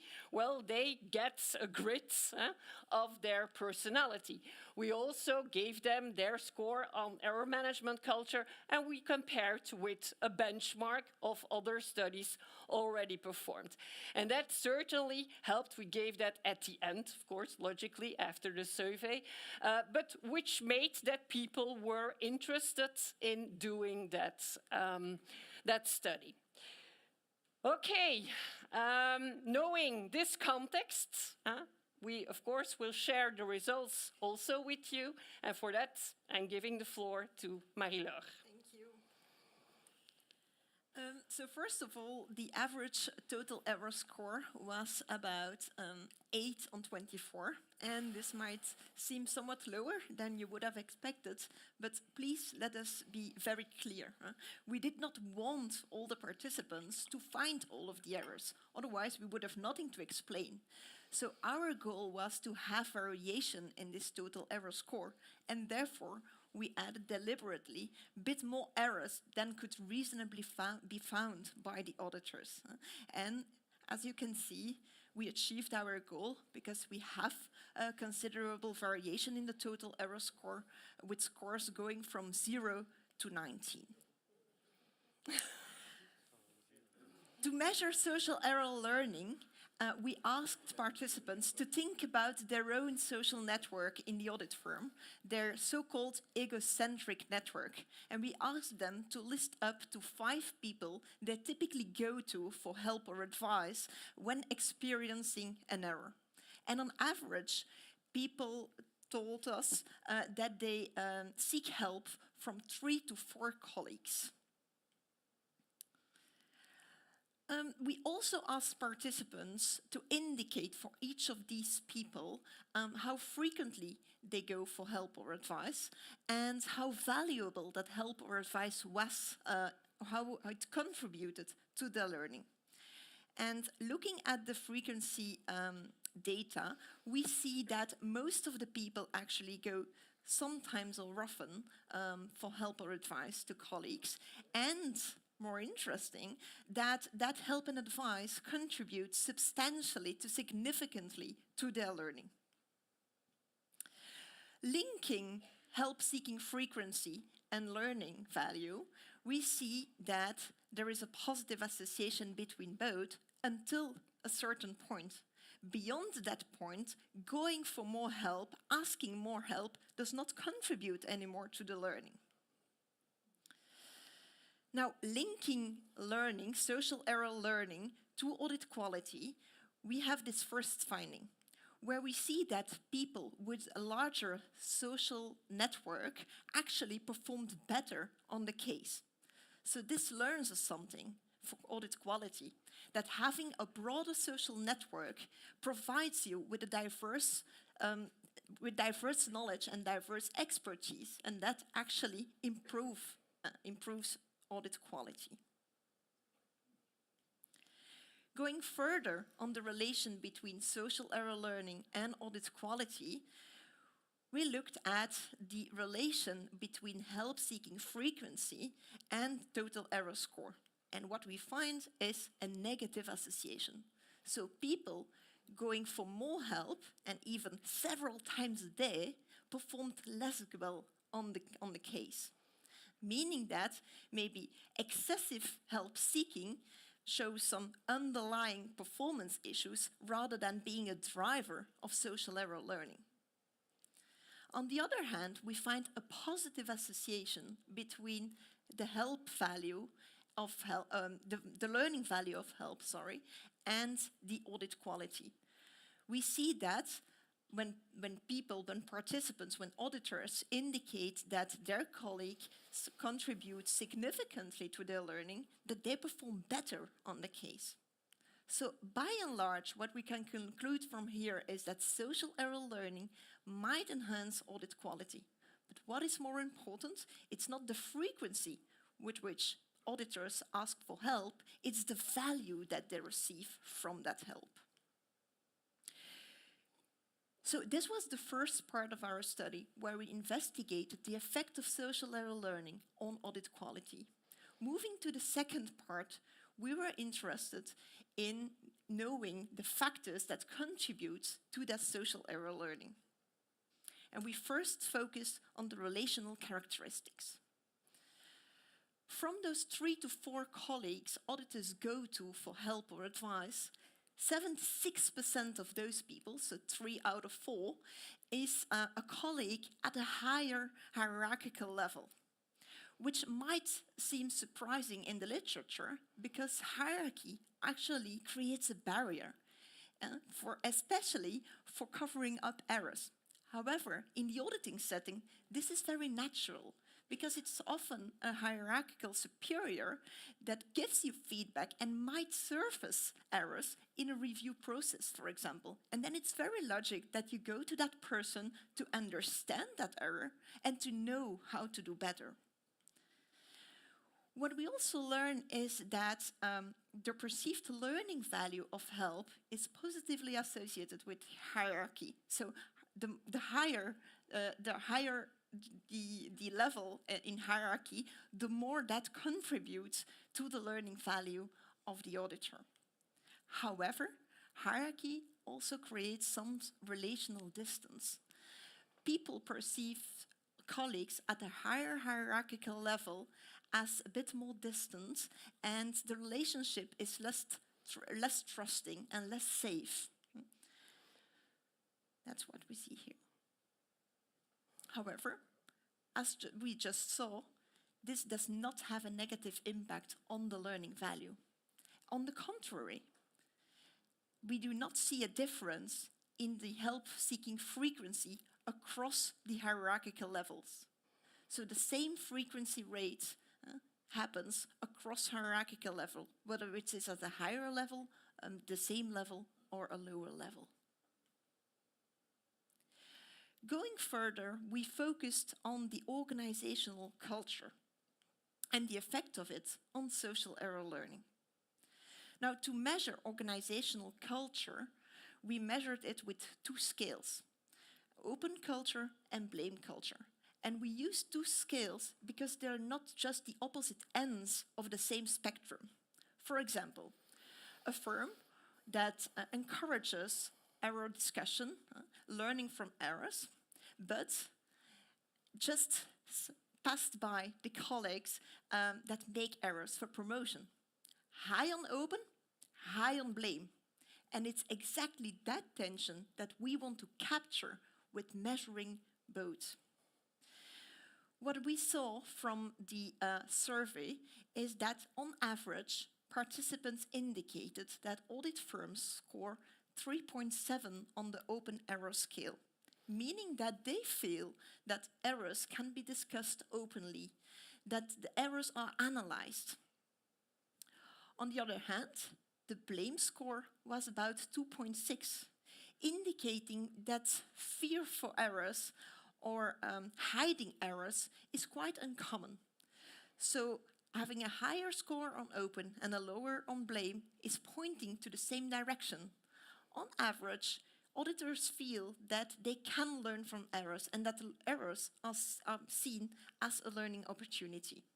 And by the way, having a lower score for blame, well, this is already quite low, 2.6, but maybe lower or 0 is maybe not desirable, because having no accountability may breed carelessness. Linking the organizational characteristics, so the error management culture, to social error learning, we find an interesting asymmetry. On the one hand, we see that the culture does not affect the frequency with which auditor asks for help. What we do see is a difference in the learning value. So whether you work in a blame culture or in an open culture, you will ask the same amount of questions or same amount of help, but you will learn less from it in a blame culture. And this is exactly what recent research was showing. When people feel errors as ego-threatening, they disengage from learning. And that is why culture actually matters. Instead of giving cognitive resources to capturing the feedback in a blame culture, the cognitive resources are allocating in protecting the self. So whether in a blame culture, for example, or whether you work in a blame culture or in an open culture, the amount of questions will be the same, but an auditor will learn less from it in a blame culture. And that is what we saw earlier. It's exactly the learning value that actually matters for audit quality. So therefore, culture really plays a big role. Going further to the individual characteristics then, this diagram shows you the personality profile of our participants. And what we see is that they score higher on the bright traits. For example, on agreeableness, consciousness. And this is a very important trait, consciousness, and they score really high on this. This is the most reliable non-cognitive factor that predicts performance. So this is a good sign. Their score also lower on the dark trait. Linking personality now to social error learning, we have two key takeaways. The first takeaway is that personality does have an impact on the network size from someone. The more pro-social someone is, so the higher that person scores on the bright personality traits, the bigger the network will be that person builds than persons that score lower. However, we do not have evidence of personality playing a role in help-seeking frequency or the learning value that someone perceives from that help.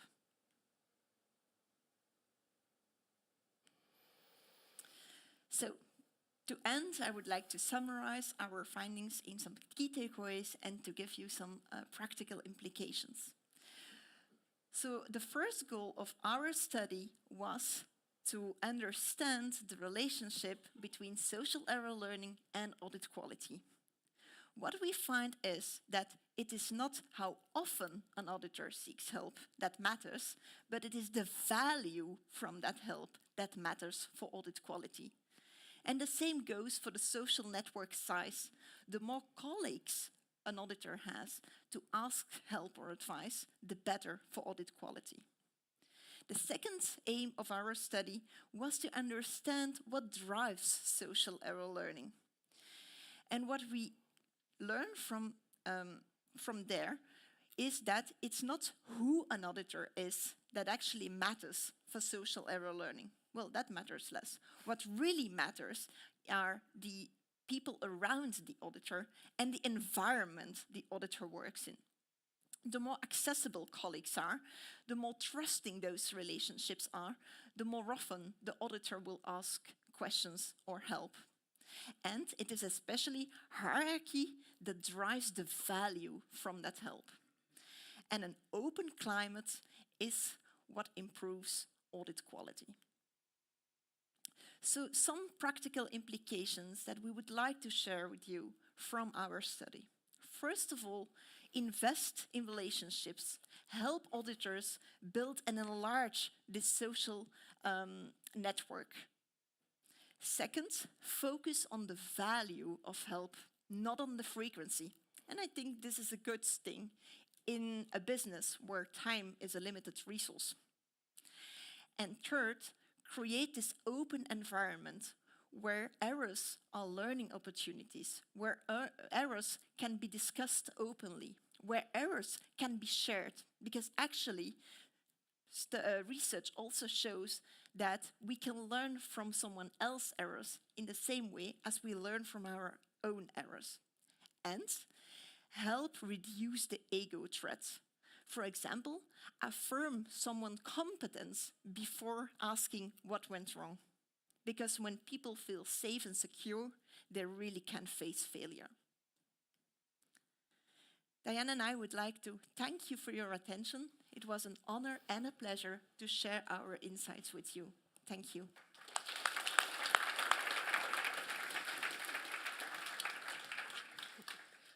All right, thank you so much. Floor is open for questions. Yeah, you do need a microphone. Yeah, my name is Frank. I'm with Deloitte. And maybe you can back up to the slides with the data that you collected. I'm not sure what the experience level of the participants of your study were. I got the impression that they were quite junior. 3 to 4 years. Sorry? 3 years. On average. Yeah, so I was wondering, because in the introduction we also, well, basically the context of the study was also the fact that regulators quite often have something to say about the quality of the engagement files that they've inspected. And ultimately it's the signing auditor that's responsible for that level of quality. So why did you choose to focus on junior auditors in that context? Why not do this study on audit partners? That's a good question that we asked ourselves as well. Learning happens at all stages in the career. But the topics you learn about and the characteristics of that learning are different throughout the career. While at the beginning you are typically focusing on the more technical aspects of the profession and the audit file, becoming manager, becoming partner, it's more about, well, the professional skepticism, judgment, etc. Having also the coordination role, seeing everything in the audit file. But in each stage, you will need to learn. But what you need to learn, or for what you need or where you make errors, is in a different place. Now, in an experiment and in a case study, you cannot put everything. So we focus there where learning, especially as a beginning auditor, as a junior auditor, you really know nothing. You start on the job, and basically audit is unknown in all kinds of aspects. So that's probably the phase where you learn most, or you have the most learning opportunities. So that's why we have chosen for that part of the career. The first starters, also those that are not yet so familiar within the firm, where barriers are, well, maybe higher than for... That's, by the way, what we also, so we didn't show it here, but we see that psychological safety increases with your experience, which makes that you start to feel more comfortable within the audit firm, which is a good thing. But for the beginning auditors, everything is new. So the learning opportunities are the highest in different ways for those. And that's why we focused also then in the case studies up to those technical aspects of their job. So you were focusing on technical aspects? Well, not really indeed the behavioral, because and I really then need to go back if we look at the types of this one. This one are really technical audit errors. It's, for example, you made a sample, you have a sample, there is a sample error, but you didn't extrapolate it to the population, for example. There were cutoff errors. You did not take into account, for example, also the fact that there was transportation over sea, making 3 weeks of difference. So it are more the pro rata depreciation for, so yes, it were technical activities, not the behavioral aspect. But that, of course, we captured in the survey. And behavioral is to what extent are you reaching out? How often, to whom, how valuable it was. Thank you very much for the interesting talk. I'm Daniel from Next Level Accountants. Could we go to the personality slide, the spider web? The results? Yes. Sorry, I have to go. So my question about that is, you see these averages for the personality, but shouldn't they be offset to people in business in general, to people working in an office, or maybe even to the general population? Well, we actually, first of all, thank you for your question, and very relevant question, because indeed you should, of course, compare it. Well, actually, we compared this sample with another study that we did in Belgium, and this is really comparable. We also did an analysis on gender, and there what you see is that men score a bit higher on the dark triad, but this is something very known in the literature. Yes, a little more narcissistic psychopaths within the male population. So compared to actually a comparable group, in purely Belgian auditors, this profile is really comparable. Hi, I'm Juliette from PwC. I have a question about the culture part. I liked and recognized the where you mentioned that organizations can have both an open and a blaming culture. And I was curious, in your sample, were there organizations that had either of those? Because I feel like with regulators and accounting, there will always be an element of blaming. So were there any organizations? No, right? They all had, okay. And that's, I think, like Marie-Laure already explained, having 0 on a blame culture isn't good as well, isn't the goal, because otherwise, making an error, no problem. So, of course, making errors, it's something to worry about. Not the first time you do it, and you need to get the learning opportunity. But second time, third time, of course, there needs some kind of, well, not blame, but there needs some to be some fear for making an error, because otherwise that acknowledgeability is. And indeed, for the full sample, you really see this difference between open and blame, where blame is really lower than open, so pointing actually in that same direction of seeing errors from learning. But yes, there are audit firms that score high on both. And actually what that means, like the example that I gave, is that there are elements in the policy, opening, showing some open culture, but also some blame factors. And there are firms like that. You talk about open culture, but you do the blame culture. But on average, it's pointing in the same direction. Thank you. Thank you for the question. Sorry, do the audit firms get that feedback? Yeah. Great. Yeah. We are discussing of each of the participant audit firms, they have a debrief for their own firm within the group. Yeah. Hi, my name is Renske, I'm from Deloitte. And I was wondering if the causality you claim in the results is the only explanation. Because I can very much imagine that the auditors that are able to deliver a higher quality, find more errors, are also able to extract a higher value from their exchange with colleagues. Is that something you considered? Yeah, absolutely. So your talking actually about, is there something else that might drive the fact that a good auditor is actually someone who has also a broad network, who gets a lot out of some help. It's something that statistically we will test further. Now, the other way around would be really read in this setting. So actually we measured audit quality in the way we measured it, namely looking for errors in that specific case. Well, this measurement will never influence the number of colleagues that a certain auditor listed. So we're quite confident that the relationship that we find is the relationship that there is, but indeed you're absolutely right that we will do sophisticated statistical analyses to really rule out any other element, for example, intelligence. Yeah, absolutely, you're absolutely right. Thank you. Hi, thanks very much for your presentation.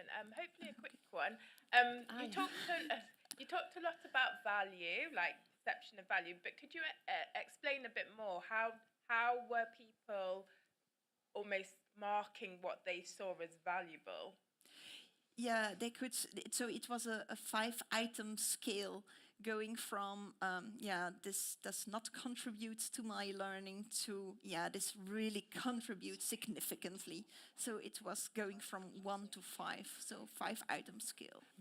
So it was perception-based, like their perception of the learning rather than an absolute measure? Yeah. Absolutely. So per person, they indicated indeed like how frequently they go to that person and how much that person or the help of that person contributes to their learning. Yeah, it's a perception of that help. Did they really understand then what they were doing wrong and how to do it differently later on? That's basically a high value. Yeah. Okay, hi, this is Dierynck from Groningen University. You said, of course, you have comparable results, but I also ask, like, compared to other sectors that they learns from their mistakes.